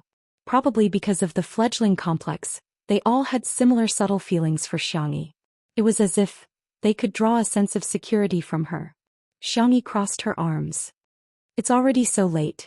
Are you going to stay out all night? Wait here obediently. I'll arrange for a car to send you home. You don't have to arrange it. It's not like we don't know how to take a taxi. Rong Huai retorted. The little wolf cub was quite fierce and intimidating at first glance. In the next second, rumble.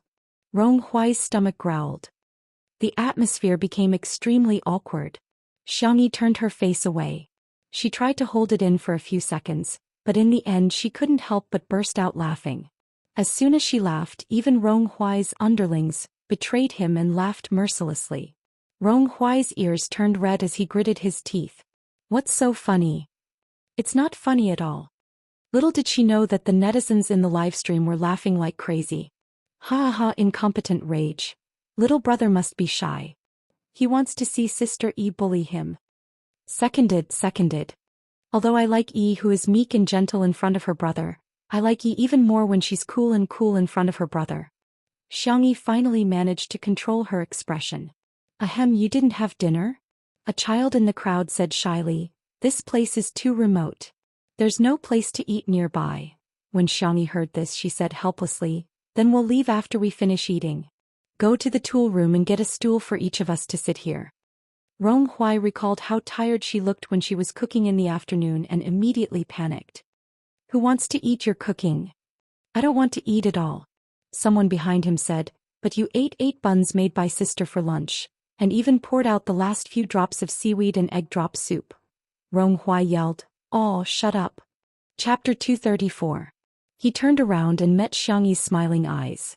Rong Huai tugged at his pants and said in a low voice, it's not that I ate too much, it's just that the buns you made are too small. It's so small that it's gone in 2 bites. What's wrong with eating 8? Xiangyi's eyes were clear as if they were filled with clear moonlight. She smiled and said, it's okay to eat a little more. You'll only grow taller if you eat more. Hearing her words, Rong Huai quietly straightened his back. With so many people around, there definitely wouldn't be enough for dinner, and it would take more time to cook something else. Xiangxia thought about it and asked, can we have barbecue? I'll go prepare the ingredients and you guys can barbecue yourselves. The group of children obviously had no objections. After a while, Xiangxia came over with a few plates of meat. Rong Huai and the rest also brought out the barbecue rack and small stools from the tool room. They lit up the smokeless charcoal and brushed oil on the barbecue pan, after which they could start barbecuing. The pork belly, mutton and beef were cut into thin slices and cooked in a short while. They were then brushed with Xiangyi's barbecue sauce. If they wanted to eat spicy food, they could even roll it in chili powder and stuff it into their mouths. This taste was awesome. Looking at these young and lively youths gobbling down the meat, the carefree Xianxia felt a lump in her throat. She leaned on her husband's shoulder and whispered, this is great. Children should eat well. Xinguang held her hand gently without a word. Shui and Xiangli sat next to each other. Sister E is so nice, Shui said. Xiangli snorted and said, I tutu is nice to begin with. Touch one. It had to be said that Shui had a firm grasp of the Xiang family's personalities. For example, Xiangli seemed to be intelligent and flawless, but in fact he was especially fond of alcohol. However, due to the nature of his job, he couldn't drink often. Hence, although Xiangli was very displeased with Shui, she toasted with him. Shui lowered her eyes and drank the wine. The corners of her mouth curled up slightly, and there was a trace of a triumphant smile in her eyes. She raised her hand and turned off the microphone. She deliberately lowered her voice and said in a lazy and magnetic voice, second brother-in-law, since you've drunk the wine, when do you think it's appropriate for me to deliver the betrothal gift? Xiangli. You want to marry my tutu? Xiangli also turned off the microphone and sneered, do you think I'm dead? Shui looked into his eyes. His long and narrow peach blossom eyes curved outwards. He always looked very affectionate when he looked at others. He was very good at acting innocent and pure. Then it's not impossible for Tutu to marry me. Xiangli. *CK. Have some shame. He had never seen such a shameless person. In fact, Shui knew that she couldn't hide it from Xiangli, so she decided to come clean. Xiangqi had a chance to see his feelings for Xiangyi when they met. As for Xiangfeng, with Xiangfeng's IQ he would probably only be able to see it on the day of the baby shower. A slender figure appeared next to him. It was Xiangyi who had returned from preparing the ingredients.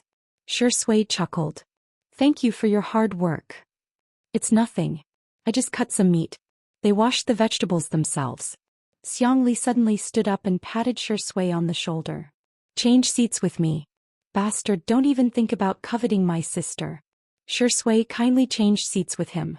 Soon Xiangli began to tease his sister. The kid you were talking to just now was quite handsome. Xiangyi, fortunately brother, you're the most handsome. Xiangli raised the corners of his mouth. Then he lowered them and asked a question. Then who's more handsome, me or Shui? Xiangyi. Chapter 235. She was obviously hesitating. When her cherry lips moved slightly and she was about to speak, Xiangli sneered. Is this something that you need to hesitate about? Shouldn't she immediately blurt out that her brother is the most handsome person in the world? I just think that you two are both handsome in your own ways. Xiangyi, who had a strong desire to survive, tried to salvage the situation. But I think you're the most handsome. Shui, who had changed seats, happened to form a corner with Xiangyi's seat. Hence he could see all of her movements and expressions without any scruples. Hearing her words, he raised his eyebrows. Xiangyi turned her face and stole a glance at Shui, only to accidentally make eye contact with him. That was awkward. She then corrected herself. Brother Shui, you're very handsome too, especially handsome. Haha.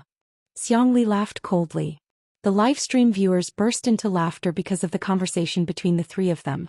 Ha, Sister E is so cute when she's caught in a dilemma. My PhD brother actually has such a childish side? I don't believe it. Indeed, men are like children who never grow up. Xiangyi has had a hard time taking care of Xiangyi today.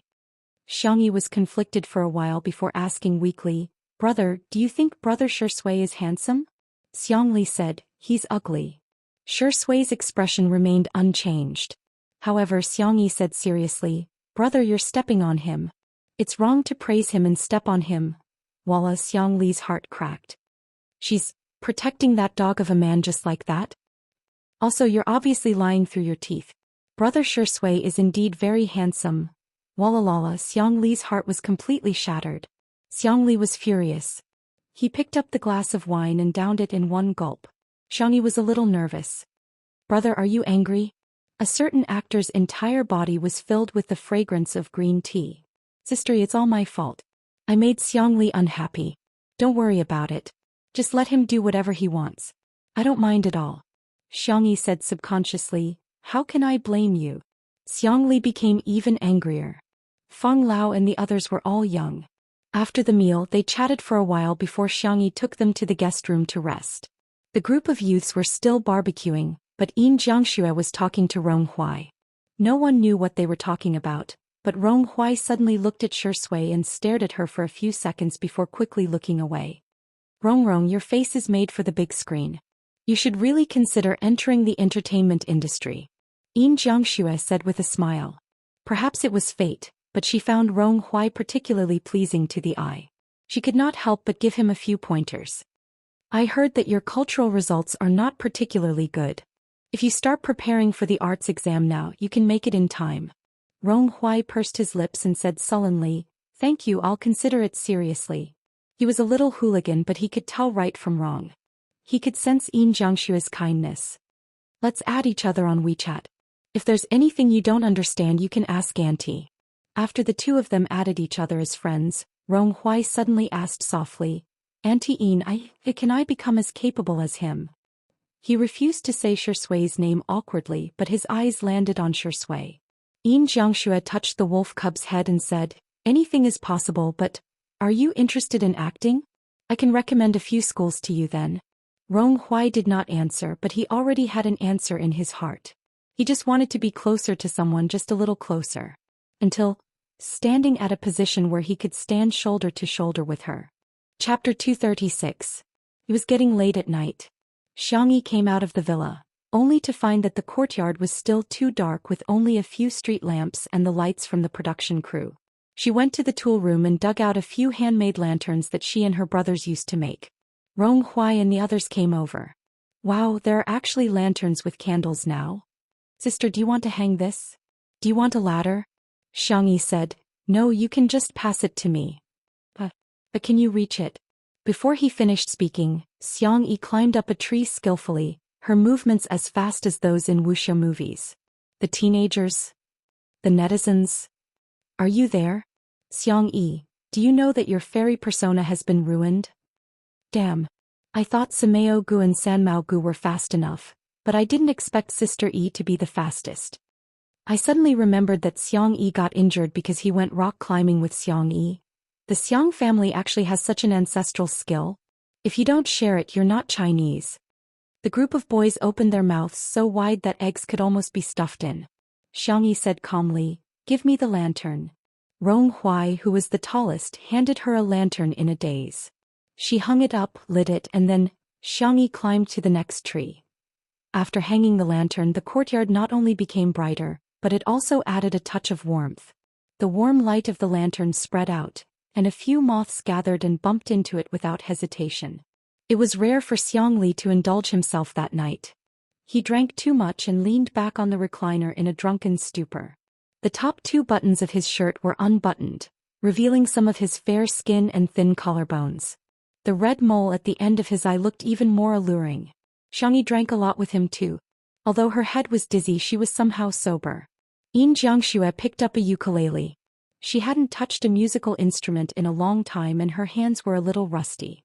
She stumbled as she played the ukulele. "I have to practice more so that I can sing it for our baby in the future," she said in an expectant tone. Xingguang clapped for her with a smile in his eyes. From beginning to end, she was the only one in his eyes. The lights were warm and the wind was gentle. It was truly a beautiful night. It made one's heart soften. After Jiangxue finished playing a song, she wanted to put the ukulele back, but Xiangyi took it. She plucked the strings a few times and adjusted the tuning slightly. Rong Huai and the others' eyes lit up. The group of little brats didn't even bother to eat the meat as they eagerly surrounded the pavilion. Li Jinyu didn't know whether to laugh or cry. Hey, you guys are blocking Sister Yi's camera." The children were laughing and joking, pushing each other and chasing each other away. They quickly made way. In the live stream. Is Sister Yi going to sing? Boo-hoo, these kids are like 2 different people from the day. They're laughing. They must really like Sister Yi. They're afraid of blocking the camera, so they're tiptoeing to get a closer look. So annoying. I want to cry again, cack. A simple and pleasant prelude sounded. The ukulele's unique clear tone might not be that impactful at first, but it was inexplicably harmonious with the warm night. The red sun rises, its bright light, the river flows out, a vast ocean. The girl began to sing lazily, but her voice instantly captured everyone's ears. She lowered her eyebrows, her small figure immersed in a half-lit corner, but she was a dazzling presence in the crowd. "The young have their own youthful arrogance. My body is like the mountains and rivers. My spine I dare to measure the sun and moon." Xiangyi looked up at the teenagers outside the pavilion and smiled gently. She hummed gently as if she was coaxing a child, but it had an incomparably shocking power. "My heart is like the blazing sun, shining brightly. No matter how difficult it is to stop me today, I am the only young man." The last chord fell. The surroundings were so quiet that one could almost hear the rustling of the wind and the falling petals. Chapter 237.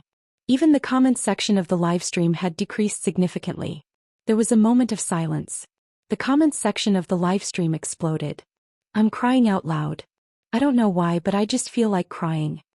I suddenly realized that the female celebrity Xiang, though her name is Xiangyi. I'm praising Sister Yi so much. She's beautiful, sweet, and heartwarming. No wonder Rong Huai and the other kids would come to see her. She's so healing." In the courtyard, Rong Huai stared blankly at the girl not far away, his heart pounding rapidly. This was the first time he had truly felt his own existence. Behind him, the boys who were easily moved to tears began to cry, and those who didn't had their eyes reddened. She didn't sing such a hot-blooded song at all, but it was so gentle that it had the power to move people's hearts. It turned out that they weren't children abandoned by the world. It turned out that they could also have a little bit of light, a little bit of hope, and a little bit of dreams. They were still youths with limitless possibilities. Their hearts were like blazing suns. Even Li Jinyu couldn't help but wipe away his tears. In the beginning, he still had some doubts about Shi Sui's invitation to Xiangyi to appear on Two Under One Roof. However, he now understood that it wasn't Two Under One Roof that made Xiangyi successful. It was Xiangyi who made Two Under One Roof happen. The livestream ended for the day. Rong Huai and the others also got into the car and left safely. Before they left, they cleaned up the yard and even took away the trash. It was as if they didn't want there to be any filth in Xiangyi's house. Everyone returned to their rooms. Xiangli had really had too much to drink, so much so that he was walking unsteadily. Although Shi Sui bickered with him, he still treated him as a friend. Hence he helped him back to his room. When Shui came out of the bathroom after taking a shower, his gaze darted to the bed. Something's wrong. He frowned and strode forward, lifting the blanket roughly. However, after seeing who it was, he paused in his actions. It was Xianxia. The girl was curled up into a ball and sleeping obediently. Shui was speechless. He carelessly wiped his hair a few times and said with some helplessness and amusement, "That's true. Even the big drunkard is drunk. How could the little drunkard not be drunk? She was probably drunk when she was singing. No wonder she smiled so sweetly to everyone, especially that little brat named Rong Rong." Shui's gaze fell on the girl's delicate face. She was hugging a pillow and breathing evenly. Her hair was scattered on her cheeks. Shui raised her hand and brushed it away for her. "Aren't you too trusting of me?" Shui chuckled. "You even dared to enter my room and climb into my bed." He wasn't afraid that he wouldn't be human anymore. "You?" Shui sighed and stared deeply at Xianxia for a few seconds. The emotions in her eyes were thick and the light in her eyes was obscure. He patted the girl's shoulder twice. "Wake up. Go back to your room and sleep." The little girl who was sleeping soundly snorted and turned over angrily. As she moved, her blouse rolled up, revealing the milky white and delicate skin at the back of her waist. It was very dazzling. Shui's Adam's apple moved. He closed his eyes, covered the girl with the blanket, and prepared to find a guest room to make do for the night. Just as he walked to the door, the crisp sound of the door being locked suddenly rang out, accompanied by the sneer of a drunk genius professor. "I'll lock the door for you. Let's see how you dare to seduce my sister." Shui was speechless. Then there was the sound of Xiang Li's messy footsteps and the sound of him bumping into something and falling on the carpet. He could vaguely hear his ravings. "I have to protect my sister." Shui was speechless. Chapter 238. This makes people very fascinated. The man pressed his eyebrows and suddenly chuckled. "Fine. Sleep if you want. Lock if you want. Let nature take its course. Everything is the best arrangement." After giving himself a few words of encouragement, Shui turned back and lingered by the bed for a few seconds. Some thoughts of not wanting to be a human flashed through his mind. In the end, Shui still turned off the lights, picked up the script on the bedside table, and sat down on the single-seater sofa by the floor-to-ceiling window. He turned on a small night light and flipped through the script with his well-defined fingers. Shui was still hesitating about this movie. The script was extremely well written. The most holy and flawless church was occupied by a flower of evil. The darkest and most humid mental hospital had the only bright color in the entire movie. The plot line followed the criminal reasoning route. It was intertwined and every supporting character had a high IQ. The emotional line was a scene between a high IQ priest criminal and a psychiatrist. It started with a playful game of cat and mouse and ended with a regretful tragedy. It was full of drama. In all fairness, Shui wanted to take on this script. However, he couldn't act in an emotional scene. It wasn't a problem of acting. It was a psychological problem. He resisted all close contact with women, and it had become a psychological barrier. Director Yen had tried several methods before, but Shui vomited after a single pat. It didn't work at all, so he could only give up in the end. Other scripts were fine, but in this script, if the character of the doctor was deleted or if the doctor's part was deleted, the whole film would lose some kind of balance, and it would not meet the artistic expression that the director wanted. Therefore, he either had to overcome the psychological barrier of acting in the opposite role, or give up this good script. Shui was having a headache. The little girl on the bed probably felt hot and kicked the quilt away. "She's quite dishonest." Shui shook his head, put down the script and got up to cover her with the quilt. The little girl drunkenly called out, "Xiao Naofu, everything." She looked around for the cat in a daze. She didn't touch Xiao Naofu, but she touched Shui's hand. She rubbed her soft and slender fingers tentatively a few times. Then, as if she sensed that something was wrong, she opened her eyes. The world spun before her eyes. She tried hard to focus and finally recognized the man in front of her. "Why are you here?" Shui raised her eyebrows and indulged her behavior. "Who am I?"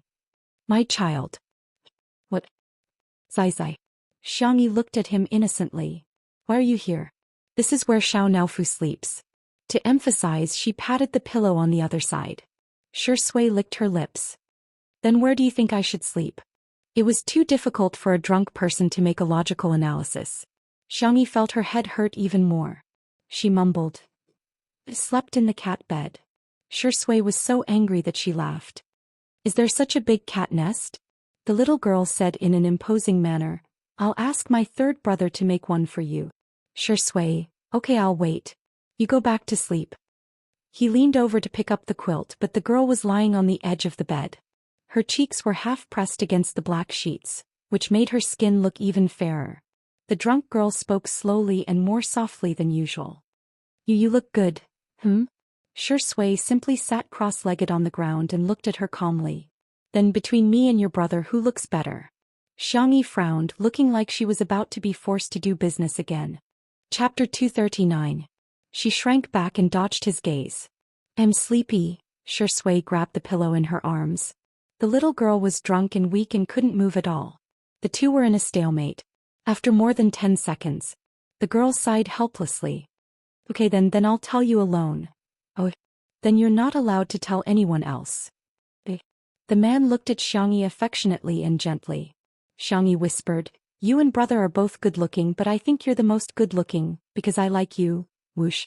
The ambiguous atmosphere fermented uncontrollably in the air, and the room seemed to have heated up, adding a sense of irritation.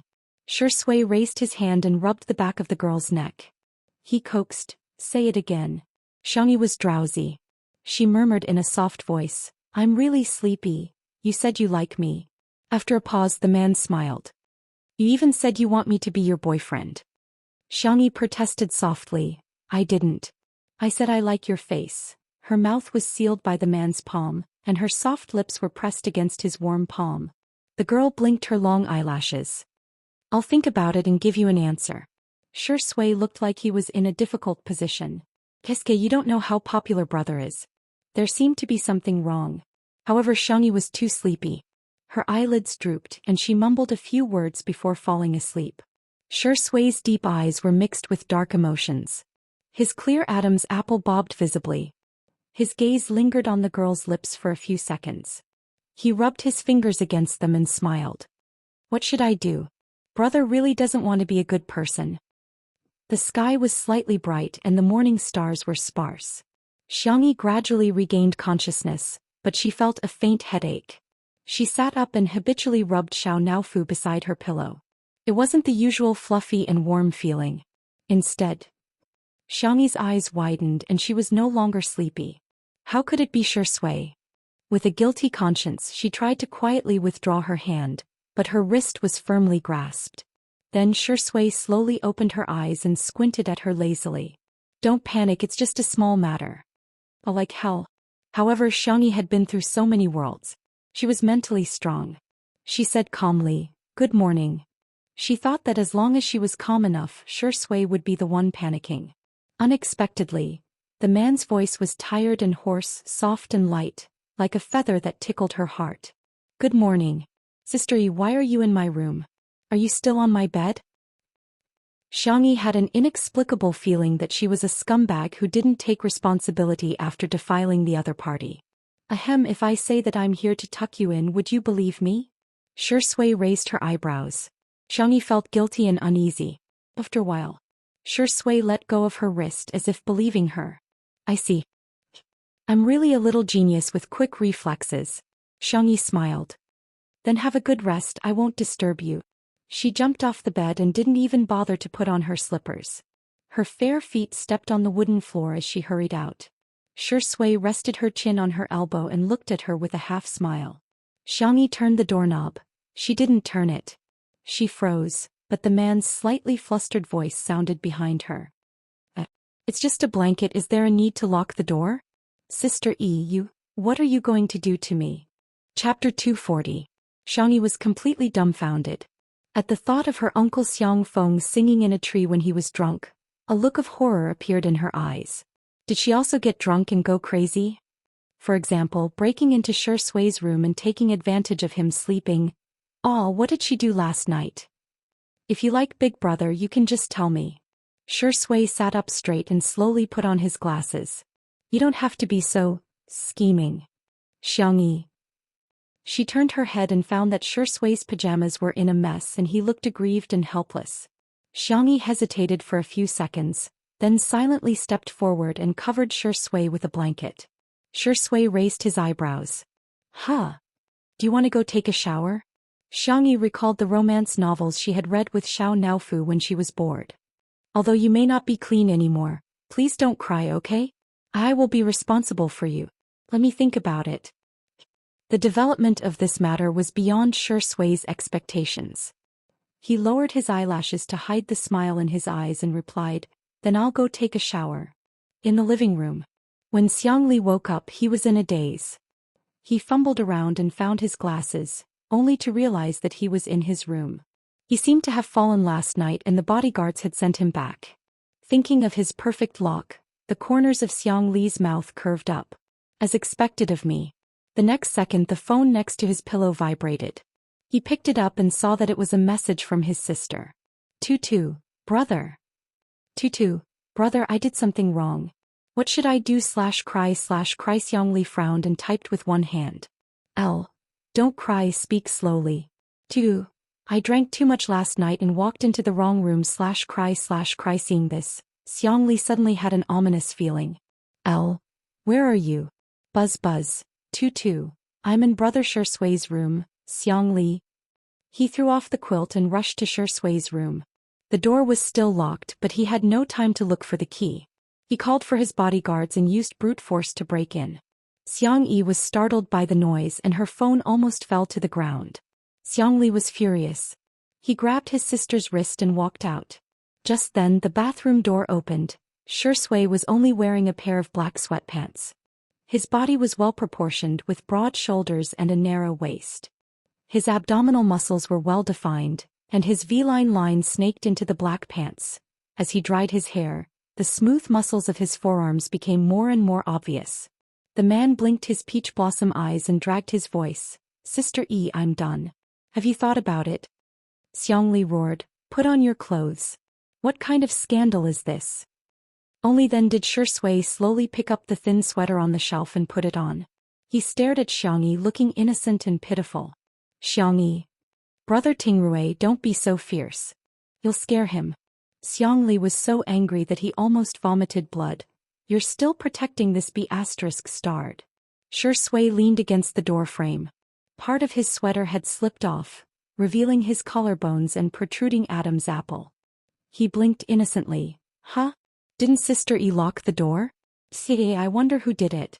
Xianxia, of course he couldn't admit that he did it. Otherwise he would turn from a genius brother to a fool brother in front of his sister. Xianxia tugged at her brother's sleeve and whispered, Brother, I don't know who locked the door but I think I took advantage of him, Xianxia. Xianxia looked pitiful. How can I take responsibility for it to show my sincerity? Xianxia. You even tricked my tutu. King Shui, are you still human? Chapter 241. Xianxia was pushed out of the room by her brother. Then the door was slammed shut. Before the door was closed, Xianxia saw her brother rolling up his sleeves. Are they going to fight? She wanted to go in but she heard her brother yelling through the door, Go back to your room. Then Shui's gentle and calm voice sounded. Don't worry, I'll have a good chat with your brother. Xianxia scratched her head and chose to believe them. She walked towards her room. Her hungover brain was slower than usual, so she didn't notice that someone was secretly taking photos of her coming out of Shui's room outside the floor-to-ceiling window. In the kitchen, porridge was simmering in the casserole pot, and the fragrance of the rice wafted out through the crack in the door. Xianxia wanted to make up for it, so she made a particularly sumptuous breakfast, which was all Shui's favorite dishes. After spending time with him for the past few days, Xianxia had already figured out his preferences. His palate was light, carnivorous, and he especially liked to eat fish and shrimp, which was a bit similar to Xiao Naofu. She made steamed dumplings, shrimp dumplings, egg pancakes, and other Chinese pastries as well as bacon, sausages, fried eggs, potato pancakes, and other Western breakfasts. She even fried a fish for Xiao Naofu. Xiao Naofu was nestled in a hammock on the top floor of the luxurious cat villa, chewing its paws in a fit of pique. It saw Xianxia coming out of Shui's room. Boo-hoo, this stupid woman has changed her mind. I'm no longer her favorite. I'm not going to talk to her anymore. However, when Xiangyi came over with the grilled fish, Xiao Naofu's nose twitched and it began to drool. Xiao Naofu, it's time to eat, Xiangyi coaxed softly. No. I can't forgive her just because she coaxed me. Xiao Naofu. Xiangyi scratched the back of Xiao Naofu's neck. Don't be angry with me, okay? I've coaxed you twice. Xiao Naofu counted in its heart. Xiangyi murmured, everything little baby, if you don't eat, the grilled fish will get cold. 3 times. Forget it, I'll just reluctantly forgive her. Xiao Naofu flipped over and extended its claws at Xiangyi. Meow, Xiangyi raised her eyebrows and took it down from the hammock. She patiently tore the grilled fish into small pieces and fed it bit by bit. Xiao Naofu's belly was round as it rolled around on the ground in satisfaction. Xiangyi threw it a few balls to play with and got up to do her morning exercise outside. Behind the small kitchen, there was a villa where the staff of the production team lived. Xiao Liang was the camera assistant of the production crew. He had just graduated not long ago and was at the age where he was impatient. His salary was considered high among his peers. However, he lived in this large manor every day and watched the bright and beautiful stars coming and going. It was inevitable that he would feel a little unbalanced. What right did these people have to have all this without working hard? And he could only get a few $1,000s a month? The aroma of the rice grew stronger and stronger, spreading from afar. Xiao Liang was displeased. That female artist named Xiangyi is really hypocritical. She only cooks for us once in a while. At other times we have to order takeout or solve our own problems. Since she's already cooking, what's wrong with cooking more? We're all humans, why should we treat them differently? As for whether Xiangyi would have a hard time cooking for dozens of people, that was not within his consideration. He gritted his teeth and found a paparazzi that he had accidentally added on his friend list. He typed, there's a video of Shi Yingdi and Xiangyi. How much are you willing to pay? During the morning rush hour, an explosive video instantly attracted everyone's attention. Chapter 242. The blogger who broke the news had a notorious reputation, but the netizens were keen on gossiping and would always curse while watching the drama unfold. Gossip Frontline v. Shocking. At the filming site of a well-known variety show, a certain female celebrity couldn't bear the loneliness and broke into the male guest's room in the middle of the night for a tryst. She didn't come out until the morning. The female guest's brother flew into a rage when he found out about it, deeply ashamed of himself for having such a shameless sister. There was a 10-second video attached in which a slender girl came out of the room with 2 men behind her. The blogger was very tactful. He didn't mention any names and even blurred out everyone's faces. However, the more he tried to cover it up, the more curious he became. The comment section was extremely lively. Let's squat in the front row and see the name of this disgusting female guest. Oh my god, those clothes. I think I know who she is. Hey, the 2 men behind her have such good figures. Maybe this female celebrity is trying to get in between the 2 brothers' beautiful romance? Don't say that, it's disgusting. Let me decode the code. The variety show is 2 Under One Roof, and the female guest is Xiangyi, who has been in the limelight recently, while the male guest is Shi Sui, the best actor. The older brother is a PhD student named Xiang Li, who is very impressive. Seriously? I watched the livestream yesterday and had a good impression of Xiangyi. Why is she causing trouble again today? She's always seducing men.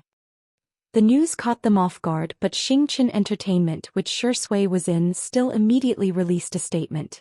However, Tomato Entertainment, which Xiangyi was in, didn't respond for a long time, which inevitably caused people to speculate.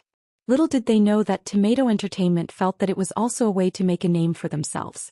Once they gained popularity, they could even help the company's newcomers. Why would they go against money? Anyway, Xiangyi had been scolded all this while, so what if they scolded her a little more? In the manner. After having breakfast with Xing Guang, Yin Jiangxue exchanged contact information with Xiangyi and reluctantly said goodbye. Although the 3 masters wanted to stay behind to teach, they were all tied up with miscellaneous matters and could only make an appointment later. Only Xiangyi, Shi Sui, and Xiang Li were left at the dining table. Brother Shi Sui, try this xiaomai. Brother Shi Sui, this shrimp dumpling is also delicious. I added less salt according to your taste. Brother Shi Sui, do you want another bowl of congee? I'll get it for you. Xiang Li gritted his teeth. It's not like he doesn't have hands. Shi Sui said kindly, Sister E, you don't have to be so nice to me. Anyway, Anyway, I'm used to it. Your second brother is in a bad mood. You should coax him more. Xiang Li, if it weren't for the fact that Shui was still a decent person last night and nothing had happened between the two of them, he would have ordered his bodyguards to break this guy's legs. With his intelligence back, Xiang Li's eyes lit up. Tutu went to your room. Didn't you feel anything? Hearing this, Xiangyi also felt that something was wrong. Shui wasn't tricking her, was he? I drank a lot last night too, Shui said calmly. This was the truth, but he wasn't drunk. However, this sentence successfully misled Xiangyi. If it were someone else, Xiangyi might have questioned it. However, she had a natural sense of trust when it came to Shui. After all, in her memory, Shui had always been a gentle and reliable older brother. Little did she know that the gentlemanly image was just an illusion. The big tail behind him had been wagging long ago. At this moment, Li Jinyu rushed in. Chapter 243. Daddy, sure, bad news. There's news about you and Sister E. Li Jinyu was sweating profusely as he handed the phone to Shui. Xiangyi tilted her head to take a look but was stopped by Li Jinyu. It should have been leaked by our crew.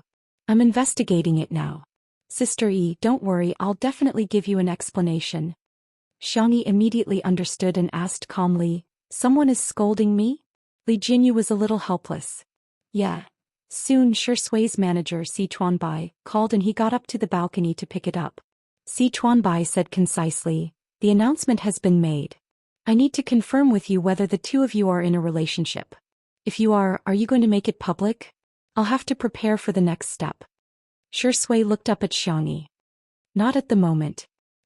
Are you serious? Si Chuanbai was slightly stunned. I'll just ask directly. Is she worth it? She's worth it, she answered without hesitation. Si Chuanbai was silent for a while before saying, all right, I understand. Since it's your choice, I'll respect and cooperate with you. Then you...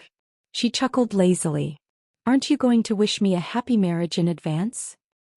The originally serious atmosphere was forcefully diverted by Shui's flirtatious words. Si Chuanbai took a deep breath and mocked. You're not even in a relationship and you're already thinking about getting married? Why don't you find a naming master to help you come up with a few baby names? All right, remember to find a master who's more expensive. Thank you. Xiangyi also received a video call from Anan. On the screen, Anan was crying with a head full of colorful hair. Boo-hoo, they're so bad. Not only did they not help you with public relations, they even let a few newbies ride on your popularity. Trash company, why hasn't it closed down yet? Xiangyi did not take these matters to heart. To her, it was far less important than what to make for lunch. But don't cry. Xiangyi comforted him. If it really goes bankrupt, won't you lose your job too? Anan sniffed. Then when the time comes, I'll be Tony's teacher and raise you by washing, cutting and blowing. Xiangyi couldn't help but laugh. She imagined the scene and inexplicably felt that it was quite suitable for Anan. How can you still laugh? When the brothers from C7 heard about it, they were about to cry. Tell them that I'll find a way to solve it. Really? And do you want to come for lunch? I'll make your favorite braised pig trotters. Gulp. In the video, Anan clearly swallowed his saliva. All right then. See you at noon. He hung up the phone. Xiangyi met her brother's gaze. Xiang Li frowned and tapped the table with his left hand. The time between each tap was exactly the same. How are you going to resolve this? Xiangyi said frankly, I don't know. Xiang Li's eyebrows twitched. Then why did you make such a solemn vow? The girl's face bloomed into a smile, revealing her small dimples. As I have you. If it was in the fast transmigration world, she would have desperately fought to survive. But now she wanted to rely on her brother a little. Oh idiot, you can't even do this. Although he said that, Xiang Li's eyes were full of smiles. He coughed lightly. You want me to help you? Beg me. Xiangyi clasped her hands together and softly said coquettishly, Brother, I beg you to help me, okay? Wait. Xiang Li interrupted her. He skillfully turned on the camera and said in all seriousness, Let's do it again. I didn't record it just now. Chapter 244. Other than doting on her, what else could her brother do? Xiangyi opened for business. Brother, I beg you, stop, I don't even deserve an adjective. The most talented and handsome brother in the world, I beg you to help me. That's it? Where's your sincerity? I don't feel it at all. Brother, you're the best. I'll make you anything you want to eat. Do your hands hurt? I'll give you a massage. After recording for more than 10 minutes, Xiangli finally chose one and sent it out one by one. 2. Not so smart Xiao. Not so silly Xiao. Big brother with a decent IQ Tio. Little uncle not smart. Not long after, Xiangli received a reply. Not so smart Xiao. Ah, little sister is so cute. Not so silly Xiao. She even praised me the day before yesterday for being the best brother. Cry/ball, little uncle not smart. You're bullying little Xiangyi again. Big brother with a decent IQ, Big brother with a decent IQ. She's back. Xianxia used an affirmative reply. Xiangli smiled and replied, yes. Big brother with a decent IQ. Confirm if that person will appear again. Seeing this, Xiangli frowned slightly. He suddenly felt disgusted when he thought of the existence that had occupied his sister's body for the past year. In fact, Xianxia had already noticed that something was wrong from the beginning. That was why Xianxia signed the agreement to restrict Xiangyi from causing trouble. After interacting with Xiangyi, Xiangli had also guessed it. Xiangqi had his suspicions, but he wasn't sure. Xiangyu had a vague feeling that his sister was acting strangely. As for Xiangfeng, it was better not to mention it. In the manner. The filming was done at night on weekdays, so the staff still had a lot of free time during the day. Xiao Liang looked at the balance on his cell phone and was extremely excited. It turned out that a piece of news could be sold for so much money. After tasting the sweetness of it, he was thinking about how to shoot a more exciting video. If he did it a few more times, wouldn't he be able to become rich? Seeing the girl watering the flowers with a watering can in the sea of flowers outside the window, greed appeared in Xiao Liang's eyes.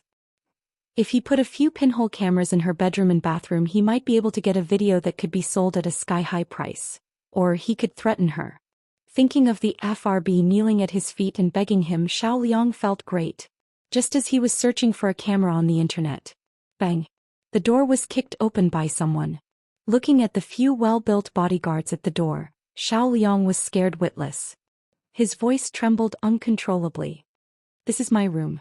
It's too disrespectful of you to barge in like this. These bodyguards had been secretly protecting Xiangli all year round, and they had long developed the habit of obeying orders. He didn't waste any more words with him and directly carried him to the courtyard. Hey, what is the meaning of this? Let me go. Xiao Liang yelled, I'm the assistant cameraman of the production crew. Do you guys have any respect for our production crew? When the staff saw this, they all gathered around. What's going on? Hey, what right do you have to do this?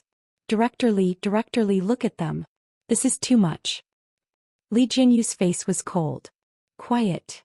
He was usually joking around, and the average age of the staff was young, so no one was afraid of him.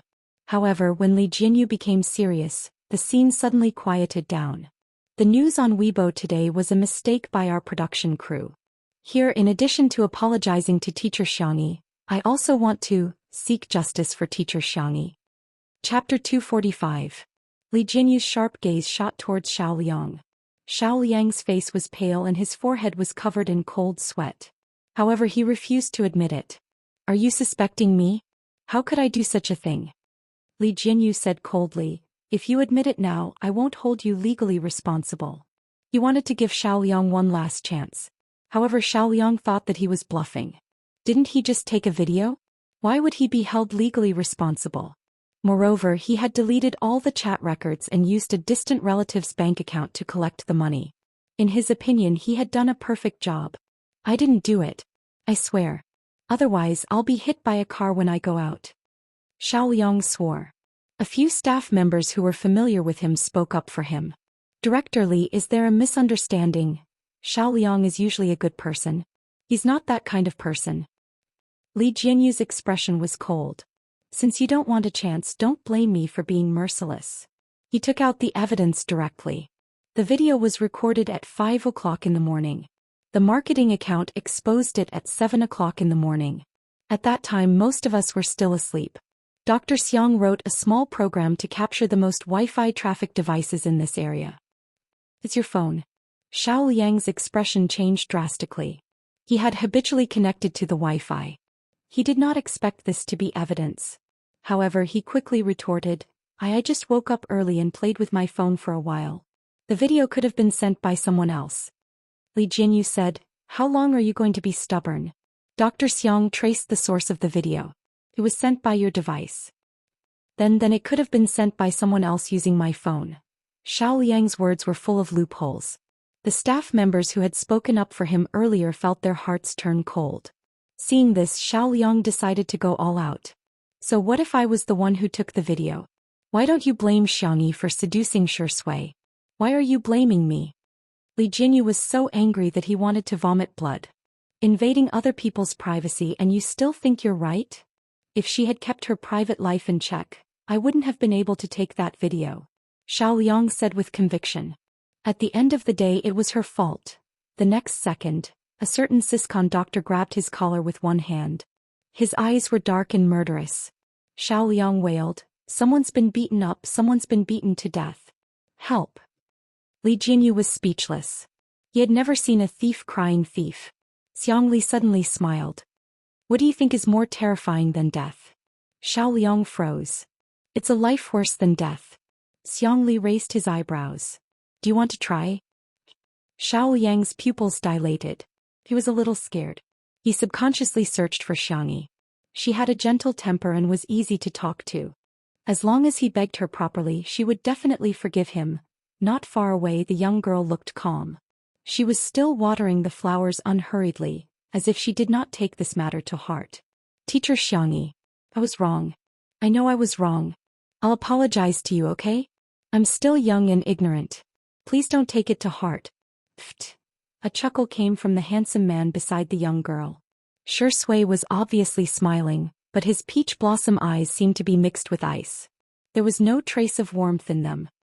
You think you're worthy of calling her name? Chapter 246. The man's aura was too strong and overwhelming. Xiao Liang met his gaze for a few seconds and his legs turned to jelly. With a bang he fell to the ground and his phone slipped out of his pocket. The screen was still lit up and displayed keywords such as pinhole camera, bedroom, bathroom, secret camera. Shui's eyes narrowed and he exuded a dangerous aura from head to toe. Xiao Liang was on the verge of tears and completely lost his previous arrogance. I didn't install this. I was just thinking about it. Is it illegal to think about it? Shui's aura became even colder. He couldn't bear to mess around with this little girl. What right did this piece of trash have to think about hurting her? Xiangli, bring your sister into the house, Shui said in a low voice. I can solve my sister's problem. Xiangli said unhappily. Then when she cries later, will you coax her? Xiangli gritted his teeth and grabbed Xiangyi's wrist and walked to the living room. Xiangyi's focus was completely different from the two of them. I'm not scared. I haven't finished watering my flowers, Xiangli said seriously. No, you're scared. Xiangyi said. Okay, I'm scared. Xiangli nodded in satisfaction. Okay, I'll protect you. Anand drove his small shabby car to the manor early in the morning. When he arrived, there were still some staff members in the garden who hadn't left yet. They were gathered in small groups and whispering about something. Oh my god, Shui looks so cool when he's angry. He looks so good wearing glasses and sneering. I heard that he has a good temper. He didn't even take it to heart when his assistant betrayed him, but I didn't expect him to be so serious this time. Xiao Liang is really too much. But after today's incident, he can forget about staying in this industry in the future. Anand listened to the gossip for a while before rushing into the villa. Good boy. I'm here. In front of the floor-to-ceiling window, Xiangyi was combing Xiao Naofu's fur. The little kitten was sleeping soundly with its head facing the sky and snoring contentedly. Anand. Humans are not as good as cats. Xiangyi smiled and said, the pork trotters are ready. Is there anything else you want to eat? I'll eat whatever you make. Anand chuckled. He took out his phone and showed it to Xiangyi. That's strange. Our company has changed. They're actually helping you with public relations. On the screen was a statement issued by Tomato Entertainment.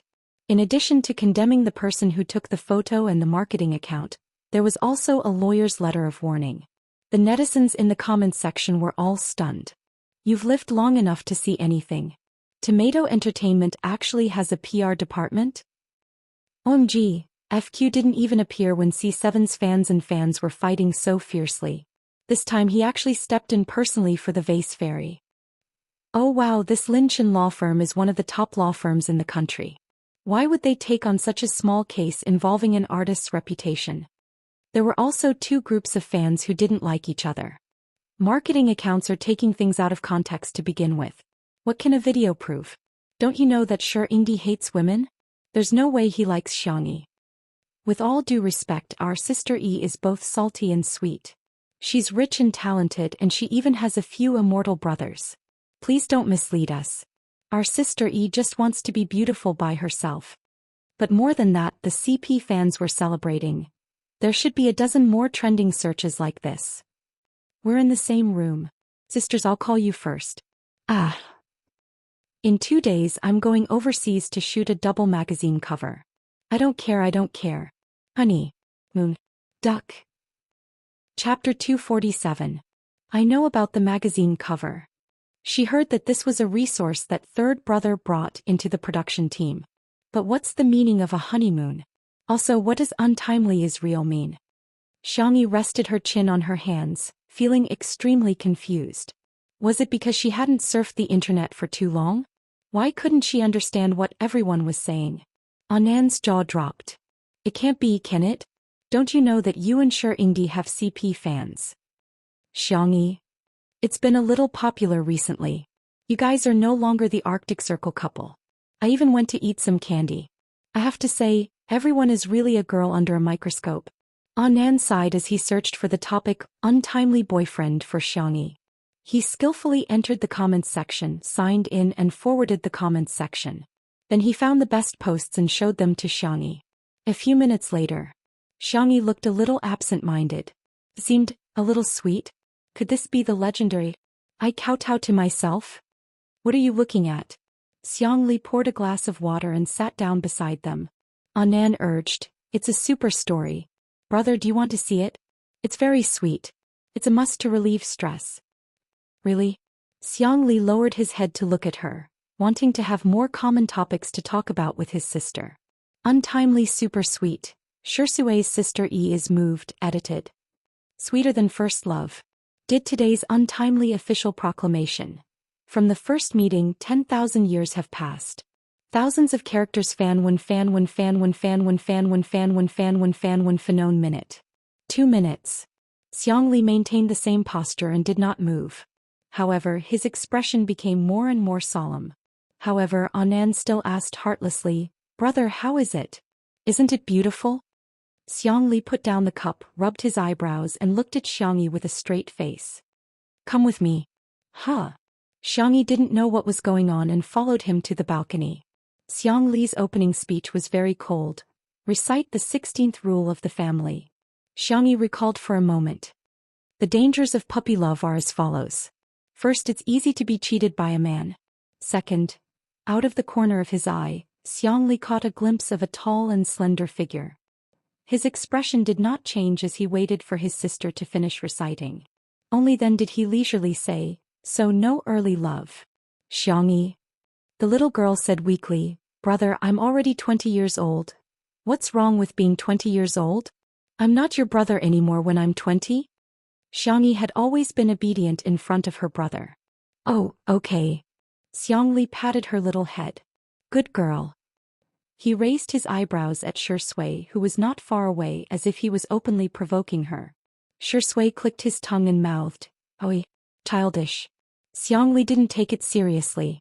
After Shui walked away, he suddenly asked, "Tell me, where have you been in the past year?" Xianxia widened her eyes. "What's there to be surprised about? Do you think I'm the same as little uncle and can't even see that?" Xianxia smiled slightly like an old fox. Tutu, are you insulting your brother's intelligence? Time passed. Xianxia briefly summarized her experience in the past year. Xianxia listened very carefully. He tapped the railing again and again. The rhythm was accurate. Do you think the initial opportunity was the car accident? Xianxia was stunned. Isn't it? Xiangli's voice was very deep. There's a problem. That person may come back. Chapter 248. The sky was overcast. It was the rainy season and there would be showers from time to time. The sound of thunder came from afar and the dull roar exploded in their ears. Huh. Xiangyi was stunned as if she couldn't believe it. After a long time she came back to her senses. Brother. You mean that person's appearance is not a coincidence? Behind all coincidences there is a certainty.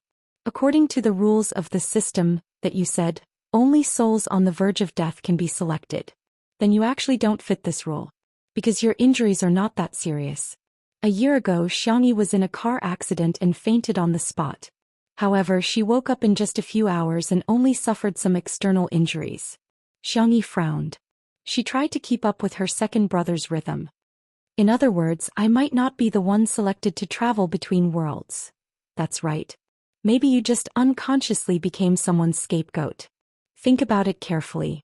Not all the worlds you go to are safe, right? Physical injuries are small, but if your soul is wiped out, you will disappear forever. This logic is not difficult to deduce. If it's just a trip around the world, then traveling between worlds is the reward. However, if it's a life-threatening mission, then no one will be willing to accept it. A gust of wind blew and Xiangyi suddenly felt a little cold. Xiangli paused. He was silent for a few seconds, took off his coat and put it on his sister's shoulders. This is just my analysis. It can't be proven false. Just listen to me. The girl's eyes fell on her brother's right hand and her breath stopped. If it was really as her brother speculated, that person might take over her body again. What if her brother was hurt again? She felt a light pat on her back and her brother's gentle voice rang in her ears. Don't hold your breath. What if you hurt yourself? Xiangyi felt a little choked up. He remembered all her little habits. Brother, let's exchange a secret signal. If one day I can't answer, don't believe anything that I say and don't make any sacrifices for me. Xiangyi tried hard to squeeze out a smile, but it was uglier than crying. The family that she valued the most had been trampled on so wantonly. It was also very likely that it was not an accident. It was a conspiracy. If you can't laugh, then don't laugh. Xiangli pinched his cheek and pondered for a few seconds. You want to cry for a while? Don't worry, I have time. You can cry all you want. He was really and seriously comforting her. How about you cry for 5 minutes first? Shall I make a watch for you? Xiangyi was amused by him. As she laughed, her eyes turned red. Brother, you're still the same as before. You don't know how to coax people. Then let's set our secret code. 5 minutes? All right. Xiangyi inexplicably felt a lot more at ease after the brother and sister talked things out. It was as if he had been floating in the void for a long time and had finally found a foothold. Steady and steady, supporting her. She would never have to worry about not having a way out. By the way, how did you find out that something was wrong? Xiangyi thought of the contract that her brother forced that person to sign. It was very detailed. Although it was childish, it restrained that person from doing whatever she wanted. To put it simply, it was okay to do small things, but there was no room for discussion for big things. Xiangli shook his head. I'm not sure, but something bad must have happened. Chapter 249. Xiangyi felt a headache coming on. What exactly did the one occupying my body do to Big Brother? He knows that you're back. Go and explain to him. Xiangli was certain that Big Brother's IQ had always been high. Xiangyi said pitifully, I'm scared. She had been most afraid of Big Brother ever since she was a child. Xiangli didn't respond. He would never admit that he was also afraid of Big Brother. Xianxia. The devil himself. His mouth was hard, but his heart was even harder. The whole family called him a man without a heart. Big Brother, when Big Brother comes back, can you come with me? Xiangyi carefully tugged at Xiangli's sleeve. Little sister, you have to learn to be brave, okay? Although he was talking about chicken soup, his slender hand slowly pulled her hand away. He pulled it away. Xiangyi was speechless. Just a second ago he was so touching, but now he was so fragile. He was indeed her biological brother. Xiangli cleared his throat. I suggest you bring little uncle with you. He can help you take most of the firepower. With him around, Big Brother probably won't have time to scold you. Feng Feng of the Xiang family naturally had the attribute of attracting hatred. In a game he would be a meat shield that would bleed but not shed tears. Xiangyi was enlightened. Big Brother, you're indeed a genius. What you said makes sense. Xiangyi put on her brother's jacket and returned to the living room. Shi Sui, who was teasing Xiao Naofu, paused and glanced at her. Mr. Si, you're here? Xiangyi noticed Si Chuanbai. As a top manager, Si Chuanbai always dressed in a suit and leather shoes. She felt that he was more like a domineering CEO than little uncle. Sichuanbai nodded. Miss Xiang. He was here to work with Shui. Anan stared at Sichuanbai for a long time before moving closer to him and asking softly, "Are those sparkling cufflinks made of obsidian?" That envious look in her eyes was similar to when she bought a 5-cent popsicle when she was a child and saw her classmates eating a 5-yuan milk popsicle. Sichuanbai. He smiled politely. Yes. Anan immediately let out a heartfelt sigh.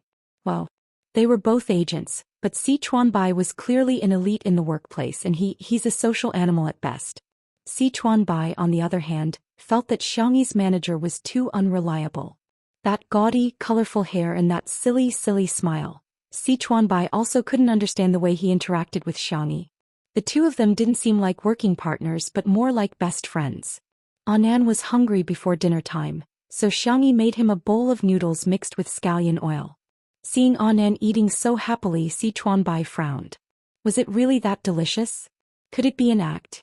But when lunch was served, braised pig trotters, braised chicken feet, braised duck neck, braised dried tofu, braised mushrooms, a rich aroma assaulted his nostrils.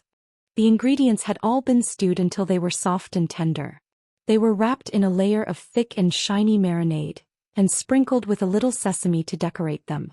This large platter of braised food instantly captured all of Sichuanbai's attention. He maintained a reserved image and picked up his chopsticks to pick up the stir-fried vegetables closest to him. Suddenly, a large and soft pig trotter was stuffed into his hands. Choo-choo. Don't stand on ceremony. This is the biggest. Anan gnawed on the chicken feet and said in a muffled voice. Sichuanbai, what a joke.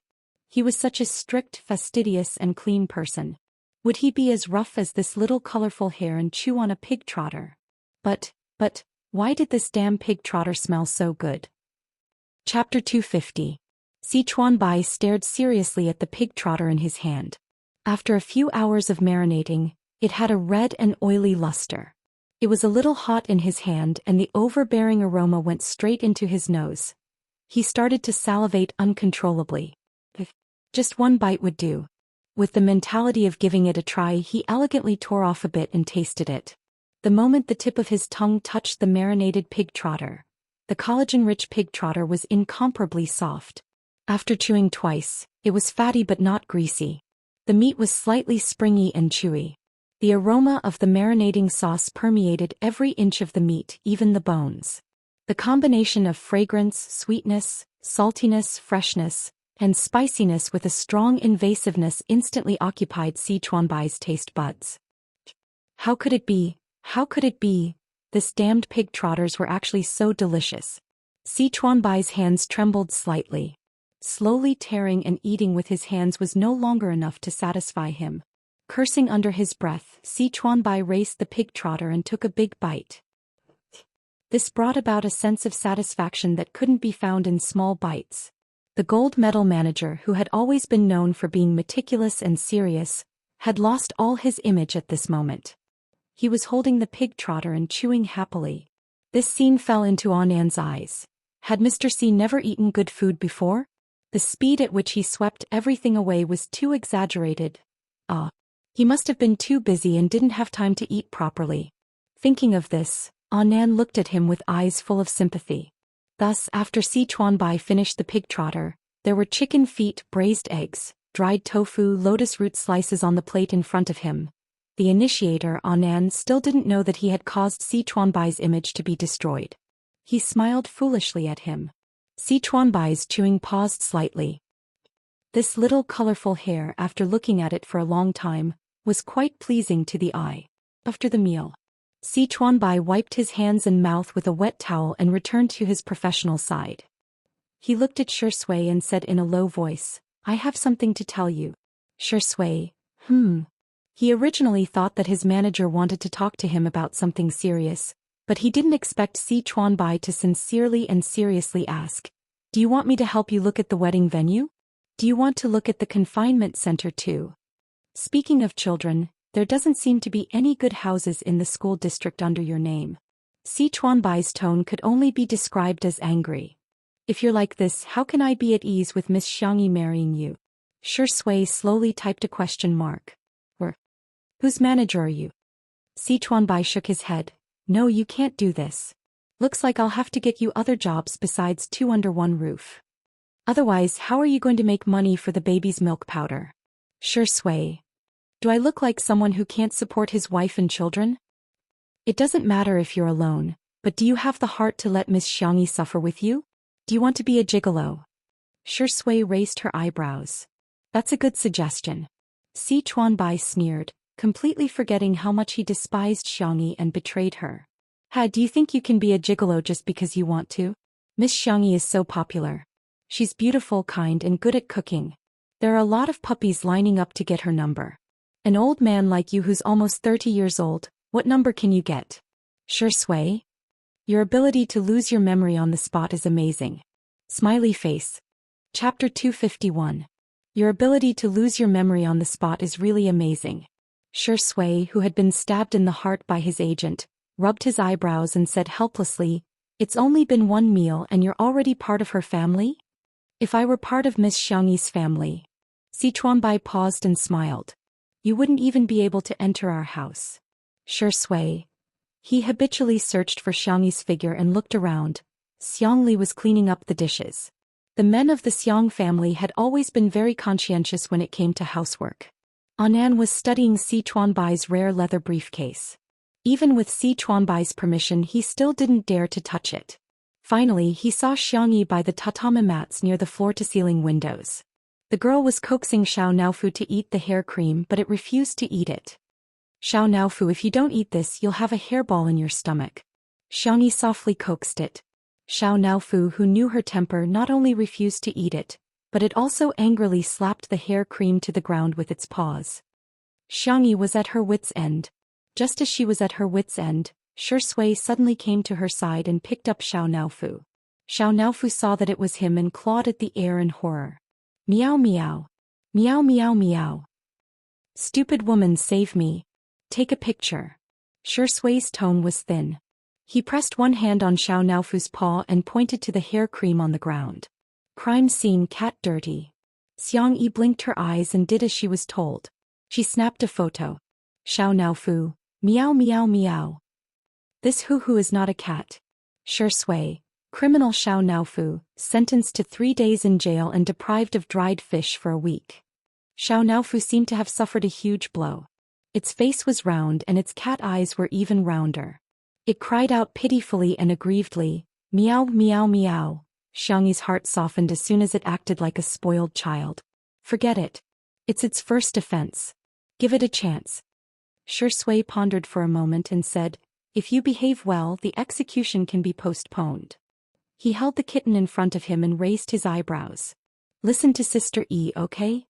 He deliberately chose a blind spot in Xiangyi's field of vision and mouthed, or I'll take you to sterilize. Xiao Naofu was so scared that its tail curled into a ball, protecting its vital parts. When he returned Xiao Naofu to Xiangyi, the little cat was extremely well behaved. Not only did it eat the hair balm, but it also extended its paws to let Xiangyi cut its nails. Xiangyi was amazed. I feel that you will be very good at taking care of Zai Zai in the future. Sure Sui chuckled. Really? Well, I'm different. I'll probably become the type who spoils the children. Sure Sui spoke slowly. In a family, it's enough to have one who can take care of Zai Zai. His voice was as light as a feather, so Xiangyi didn't hear it clearly. She turned her small face. What did you say? Sure Sui's thin lips curved slightly, and his eyes lovingly touched Xiao Naofu's head. Nothing, I just suddenly feel that Xiao Naofu is quite cute. Xiao Naofu's fur was about to explode. Don't touch me. On the other side. Anan excitedly grabbed Sichuanbai's arm. Candy. It's Candy. Look at this scene, doesn't it look like a family of 3? Sichuanbai was indifferent. Anan was excited. We're going on our honeymoon soon. It's like a wedding trip. At the mention of this, Sichuanbai suddenly thought of something. Are you in charge of booking the tickets? You didn't? Anan was dumbfounded. Chapter 252. The two of them looked at each other for a few seconds. They realized that something was wrong. Sichuanbai's face was sullen. Originally, Sure Sui's assistant was in charge of these chores, but that person was fired for betraying Sure Sui. After that, Shui came to film Two Under One Roof, and the matter of finding an assistant was put on hold. Shui wasn't the only one he brought along, and he was usually very busy. If he hadn't come over today, he wouldn't have even thought of booking a plane ticket. Although Sichuanbai didn't say anything, Anand blamed himself. I'm sorry, I've been dealing with the endorsement of Guoguai recently. I thought you had already booked it. I'll book the tickets now. He opened the ticketing software and found that all the tickets from Nanjing to France had been sold out. What should we do? Anand was getting more and more flustered. If we can't make it, won't the cover of the double magazine be ruined?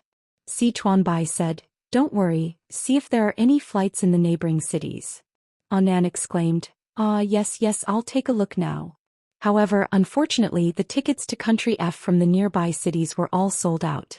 It would take 4 or 5 hours to drive to the nearest city where tickets were available, and there were no first-class or business-class tickets available.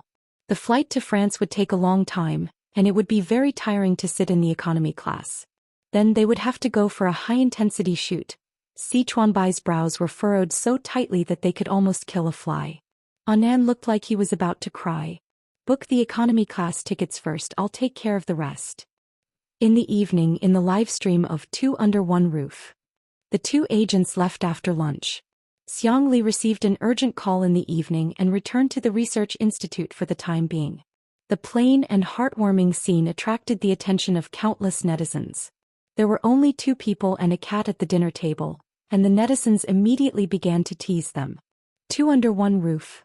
Look what I found. Today Shui and Sister Yi are both wearing white clothes and Xiao Naofu is white too.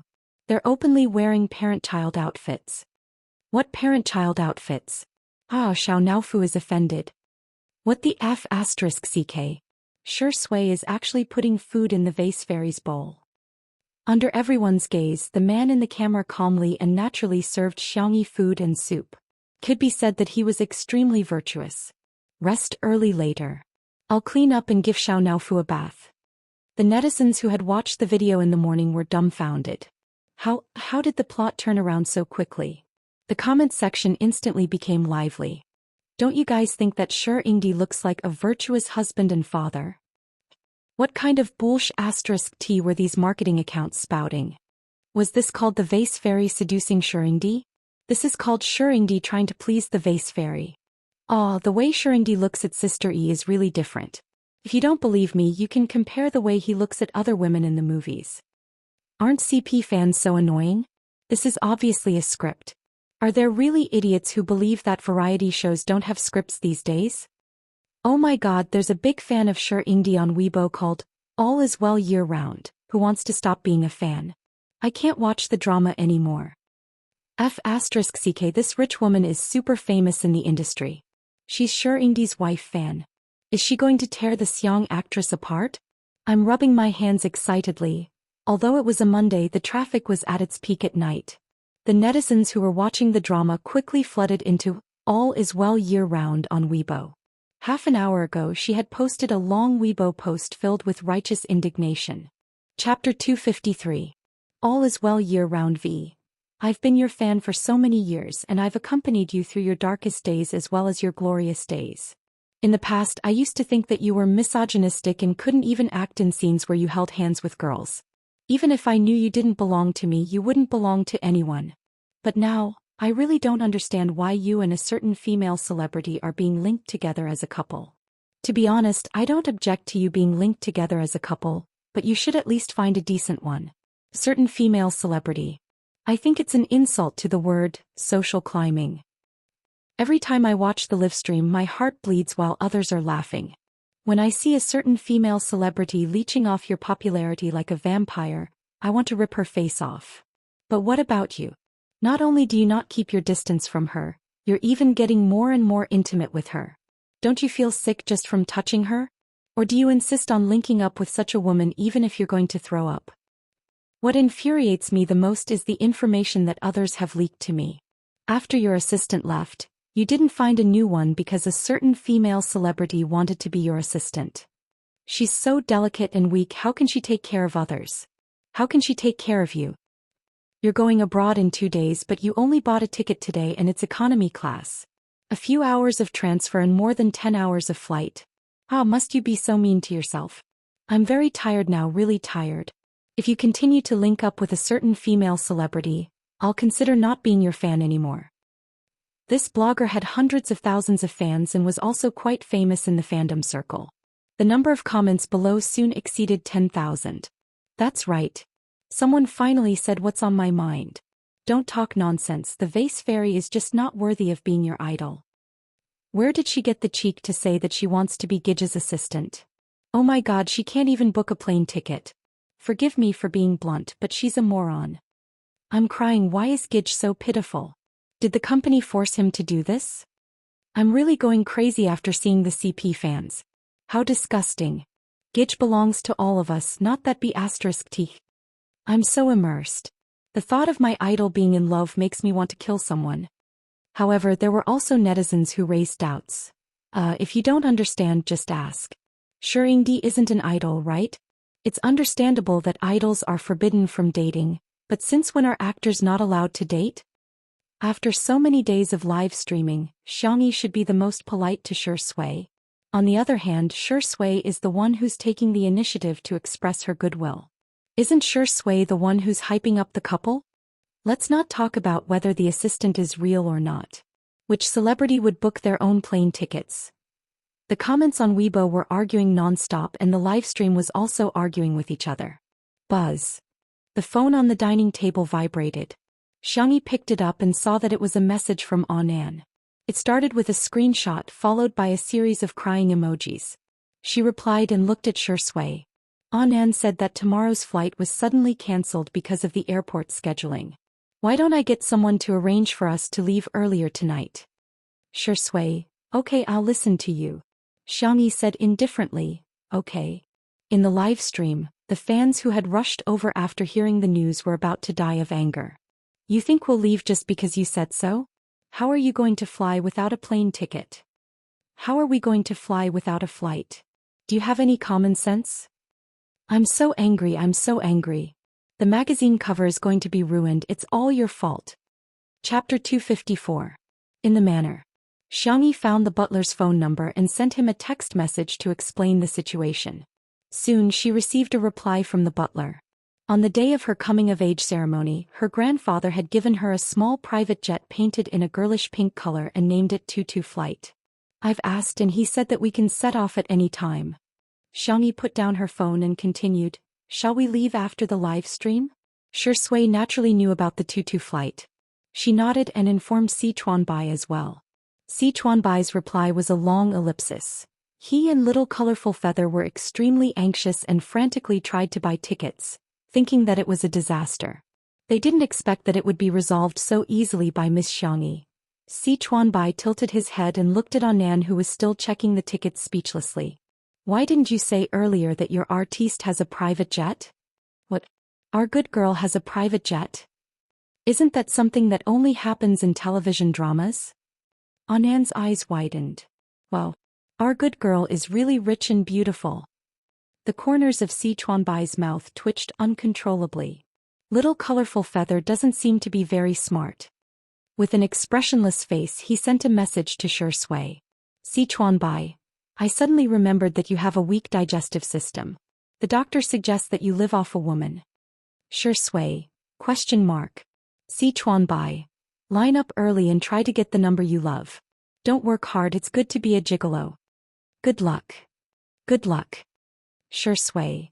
As soon as Xianxia finished speaking within a few minutes, All Is Well Year Round posted on Weibo and began to mock her.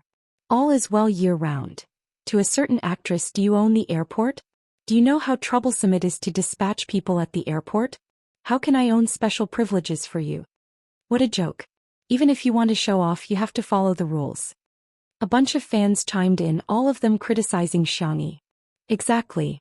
I feel disgusted just by looking at her face. It doesn't matter if her image is ruined, but what if our brother can't get the cover of the magazine? That magazine is the top international magazine. The vase fairy is so annoying. Without our brother, would she have the chance to shoot such a high-end fashion resource? It's fine if you don't cherish it, but you're dragging our brother down. You're a pest. The number of Xue's fans was comparable to that of the top celebrities. It was inevitable that there were some irrational girlfriend fans and wife fans who were extremely powerful. Several female celebrities who had worked with Shui before had been taught a lesson by them. This time they followed their previous example and killed Xianxi's superfans. As if that wasn't enough, they even killed Xianxi's superfans. Xianxi's fans were furious, but there was a huge disparity in the number of people on both sides, so they couldn't fight back. Until someone commented on "All is well year-round" on Weibo. Frowny face, do you have eyes? Xianxi's manor is so big and she has a few awesome brothers, a gaming guru, a top designer and a genius medical doctor. It's normal for her family to have a private jet, right? All is well year-round came from a well-to-do family in real life, so she boasted that she knew a lot. Even if she has a private jet, do you think you can fly whenever you want? Don't you need to apply for the flight route? Ridiculous. She said that she can fly whenever she wants. Why don't she fly for me to see? As soon as she clicked send, a message suddenly popped up in her message box. F***CK. A private jet really landed at the Vase Fairies Manor. Chapter 255. In the manor. The camera was pointed out of the floor-to-ceiling window, clearly capturing the private jet hovering at a low altitude. The propellers spun as the jet slowly descended to the ground. It was a pink plane with rabbit ears painted in white in front of the cockpit. There was also a line of English letters on the fuselage. Rabbit. There was an uproar in the livestream. I'm getting goosebumps. Is this the daily life of Miss Perfect? Rabbit? Tutu flight? Ah, Tutu is on Tutu flight, she's so cute. Ha, our sister Yi's face slapping may be late but she'll never miss it. Someone uploaded the Weibo post about the flight route application to the livestream. After Li Jianyu saw it, he was a little curious and couldn't help but ask, Sister E, don't you have to apply for a flight route for a plane? Can your Tutu flight fly to France? Xiangyi, Uncle Butler is in charge of this. It seems that he has to apply for a flight route and airspace in one go. Then regardless of whether he's flying or not, he will send out a flight plan every day. That way he can fly whenever he wants. However, apart from the annual family trip, she didn't usually use the Tutu flight. The netizens in the live stream. Got it, got it. Where do you get the plane? A friendly reminder, of course you can fly if you want, but the flight route costs money.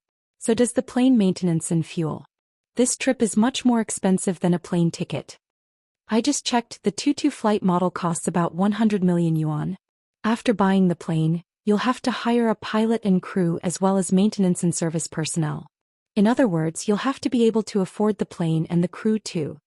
On Weibo, All is well year was immediately mocked. Looking at the mocking comments made by the netizens, she was so angry that she smashed her phone. She had liked Shui for so long and had done so much for her, but why did Shui have to let her down? Originally, she felt a sense of superiority when compared with Xianxia. She was just a female celebrity. How could a variety star who was hated by everyone on the internet compare to her? However, with the popularity of Two Under One Roof, she gradually realized how outstanding Xianxia was. A strong sense of crisis enveloped All is well year-round. She couldn't accept this reality. Maybe it was just that Shui didn't see her. If he had seen her, perhaps everything would have been different. Paranoid thoughts continued to linger in her mind. She picked up the phone that had a crack on the screen and slowly typed. At 9 o'clock the live broadcast ended. Xianxia had already packed her luggage in advance. She didn't bring too many things with her as it would only take her 3 days to complete the shoot. She made a video call to her fourth brother Xiangyu. Xiangyu stared straight at Xiao Naofu, his Adam's apple bobbing up and down. Xiao Naofu lived well with fourth brother for the next 3 days. The girl wanted to kiss it but the little cat dodged. Xiao Naofu was extremely aggrieved. Meow, this Hu wants to go too. The plane will vibrate violently when it takes off and lands. You might feel very uncomfortable or even get sick. Xiao Naofu's pointed cat ears drooped as it leaned on her shoulder sullenly. Fourth brother will take good care of you. Hey, do you remember him? Xiao Naofu glanced at the esports guru in the video. Meow. On the other end of the video call, Xiangyu seemed very calm but his heart was in turmoil. "Aw, it's meowing at me." Chapter 256. Xiangyu cleared his throat. Ahem sis, don't worry. Xiangyu reluctantly put Xiao Naofu into the cat bag and handed it to Li Jinyu. As for why Li Jinyu was chosen, it all started from the time when Smog's cat fetish was seen by the entire internet and caused a social disaster. The fans of Two Under One Roof requested that the production crew go to the Logic Team's base to film a follow-up. Li Jinyu obtained permission and took the opportunity to bring the cameraman there for a short live stream. While the tutu was soaring in the starry sky. In the villa area of Nanqing, Logic's esports base was still brightly lit. After a round of APM hand speed training, the team manager clapped his hands and said loudly, "The takeout has arrived. Everyone take a break. It just so happens that the crew of Two Under One Roof is also here. Let's do a short live stream." "Oh, Xiao Naofu is here?" Captain Wander's eyes lit up and the other guys had similar reactions. The calmest one was Xiangyu. The team manager laughed and said, "Yes, our Sameoji's little wife is here." Ever since Xiangyu's cat fetish last time, everyone had joked that Xiao Naofu was his little wife. Xiangyu walked out of the training room coldly. In the spacious living room, Li Jinyu and the others had finished adjusting the equipment and happened to film Xiangyu. The live stream room was bustling with noise and excitement. "Ah, it's Sameo Gu. Look at you guys calling him Sameo Gu so much I can't remember his English name anymore. Big Brother looks so cool in black. Who would have thought that Big Brother was a cat fetish maniac?" The cat bag was placed on the ground and Li Jinyu unzipped it. Xiao Naofu stuck out half of its head cutely. Its pointy cat ears trembled and its clear sapphire-like eyes stared straight at Xiangyu. The young esports god paused for 2 seconds before walking over with one hand in his pocket.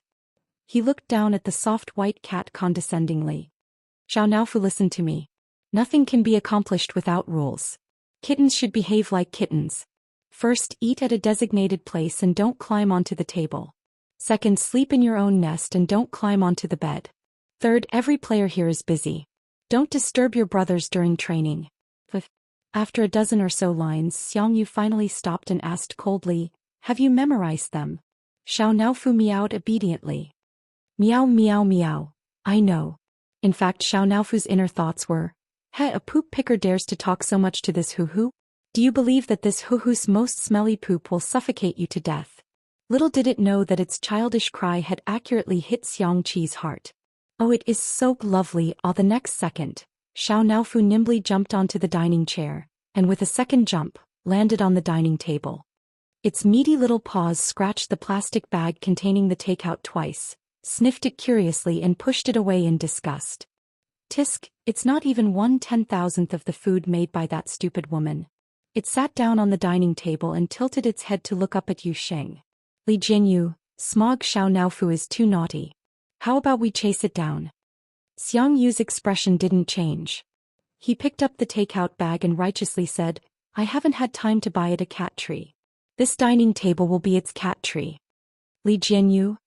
Xiangyu raised his eyebrows and looked at his teammates. "Hey, what are you looking at? Do we have to eat at the dining table?" His teammates. "Who the hell are you setting these rules for?" Dash. "I'm so tired that I'm running a low fever. I'm going to take a nap and write again. Everyone can come back tomorrow. I'll make it up to you when I'm done." Clasped hands. Chapter 257. 2 minutes later. In the esports base, a group of young boys held lunchboxes and sat cross-legged, sullen. They sat on the ground next to the dining table. Xiao Naofu occupied the entire table with an open can of luxurious meat, a bowl of warm goat milk and a few small dried fish in front of it. In the live stream, as expected of Sameo Gu, his cat slave nature has been exposed. "Xiao Naofu, I heard you're going to set rules for me? Where are the rules?" "Haha, I'm laughing so hard that the geese in the yard are squawking with me," some netizens also argued. "Am I the only one who thinks there's something wrong with Xiangyu? Cats are just animals, why should they be allowed to sit on the dining table?" "That's right, don't tell me the other contestants don't mind. He's too selfish, he doesn't care about other people's feelings at all." At this moment, Xiao Naofu was scalded by the goat milk and meowed in a coquettish voice, sounding extremely aggrieved. In an instant, Captain Wander stood up and scooted over. "Oh, did you scalded our little baby? Come on, have some kin food first. Let's blow on the goat milk under the air conditioner." Netizens. "Huh? The medic Ashue knocked on the lunchbox with his chopsticks and said angrily, "Smog, is this how you take care of Xiao Naofu? If you can't do it, let me do it." Netizens. Maid Xiao Naofu bent over the edge of the table and stared at the little cat.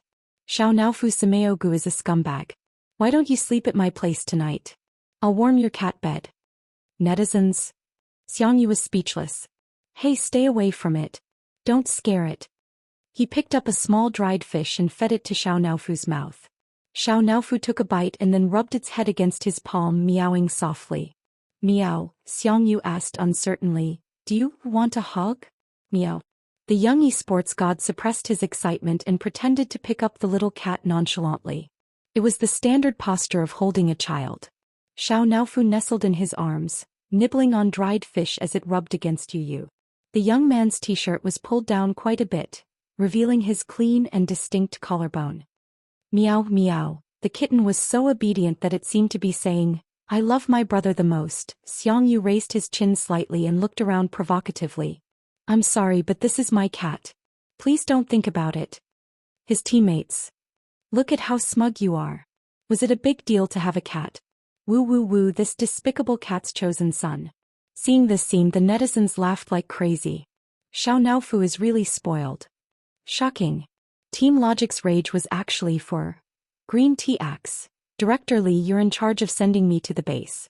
Leave the rest to me. There's no man I can't handle." 2:00 in the morning. After the training room ended, the contestants returned to their rooms to rest. The dormitory was a two-person room. Wander and Xiangyu were roommates. The cat bed next to the bed was empty. Xiangyu's gaze shifted to the bed. The little cat was lying in the middle of the bed with its head facing up, revealing its soft and round belly. It was snoring softly and sleeping soundly. Wander fanned the flames. Look, Xiao Naofu isn't obedient at all. Not only is it climbing the bed, but it's also snoring. It's too much." The next second, Xiangyu shot him a sharp look and said in a low voice, "Keep your voice down. Don't disturb Fufu's sleep." Wander. Chapter 258. It must be because the cat bed is too small. I'll sleep on the bed then. Xiangyu walked towards his captain's bed and said, "I'll sleep in your bed tonight. You can go next door and squeeze with someone else." "Why?" "Because I don't like to sleep with others," he said coldly. Wander was speechless. Listen, is that even human language? Meanwhile, All Is Well Year-Round posted a message on Weibo in the middle of the night, expressing her intention to commit suicide. All is well year-round. You guys have no idea how rare it is for a person who has been in the dark for a long time to have a ray of light. Now that my world is shrouded in darkness again, perhaps it's time to end all this pain. When the netizens who were surfing late at night saw this, they quickly rushed to comfort her. Sisters, don't let your imagination run wild. You're the cutest. Are you hungry? I'll order you some supper, okay? Are you suffering from depression? Oh my God, hurry up and see a doctor. All is well year-round, replied a few of the comments, full of dejection. I hate myself like this. Maybe she's the most suitable for him. But I'm still so worried about him. I'm worried that he'll have a hard time. I've doted on him for so long, I can't bear to see him suffer even a little. She posted a picture which showed the city Shui and Xiangyi were going to. Due to the recent food festival, all the hotels were packed to the brim. After being incited by her, the fans immediately got angry again. They can't even book the plane tickets. Can that be TVH book a hotel? The thought of Xiangyu taking a 10-hour flight to a foreign country without even a hotel to stay in. Is he going to sleep on the floor at the airport? I also heard the news from Xingchen Entertainment. The Vase Fairy even took the initiative to ask to be Shusui's assistant. Xiangyu didn't reject her out of courtesy at that time. She wouldn't take advantage of Xiangyu's gentleness to hurt him so recklessly, would she? After a night, the netizens who woke up early habitually opened Weibo. The name All Is Well Year-Round was on the hot search list, so many people clicked on it. When they saw her post on Weibo and the strange imagination in the comments, everyone was dumbfounded. Xiao Hua was an office worker and wasn't very interested in chasing after celebrities. After watching Two Under One Roof for 2 days, she had a good impression of Xiangyi and couldn't help but type frowny face. Even if you can't book a hotel, you can still sleep on the plane. Aren't you guys thinking too much? Unexpectedly, the moment this comment was posted, it was called out by all as well year-round. He deserves all the good in the world. You don't know anything. Smile. With just a few sentences he successfully set the pace. Soon Xiaohua was scolded by his fans. Hee, the vase fairy's whitewashing dog? Don't bother, she won't be able to clear her name. You can leave now. Why should our brother suffer because of her? Who asked her to say that she wanted to be our brother's assistant? In the beginning, Little Blossom tried to reason with them, but he realized that these people wouldn't listen at all. After being scolded for a long time, Xiaohua was very depressed and felt that her good mood for the day had been ruined. She was really speechless about the behavior of all is well year-round that led to online violence. In the next second she received a message from her best friend who was studying abroad. I'm shocked. I saw a private jet landing on the top floor of the Atlanta hotel on my way to school. It's the super expensive 7-star hotel that I complained to you about last time. Poverty has really limited my imagination. Chapter 259. There were still a few more stops before the train arrived. Xiaohua and her best friend began chatting enthusiastically. Little Fafa, Little Fafa. The hotel where the cheapest room during off-season costs a few thousand yuan. All the rooms are 2-story suites, and the paintings on the walls are authentic? I love hot pot. Yes. There are royal suites, presidential suites and so on. It's just like the Mary Sue TV series we used to watch. There are butlers, chefs and waiters. I love hot pot. Woo, this plane even has rabbit ears. Looks so good. Sister, quickly become a rich woman and keep me. I want a pink plane too. I love hot pot. Picture. So cute. Xiaohua sighed. She swiped her finger to select an emoji pack. Suddenly she thought of something and clicked on the picture sent by her best friend. She zoomed in and the English letters on the plane came into view. Rabbit.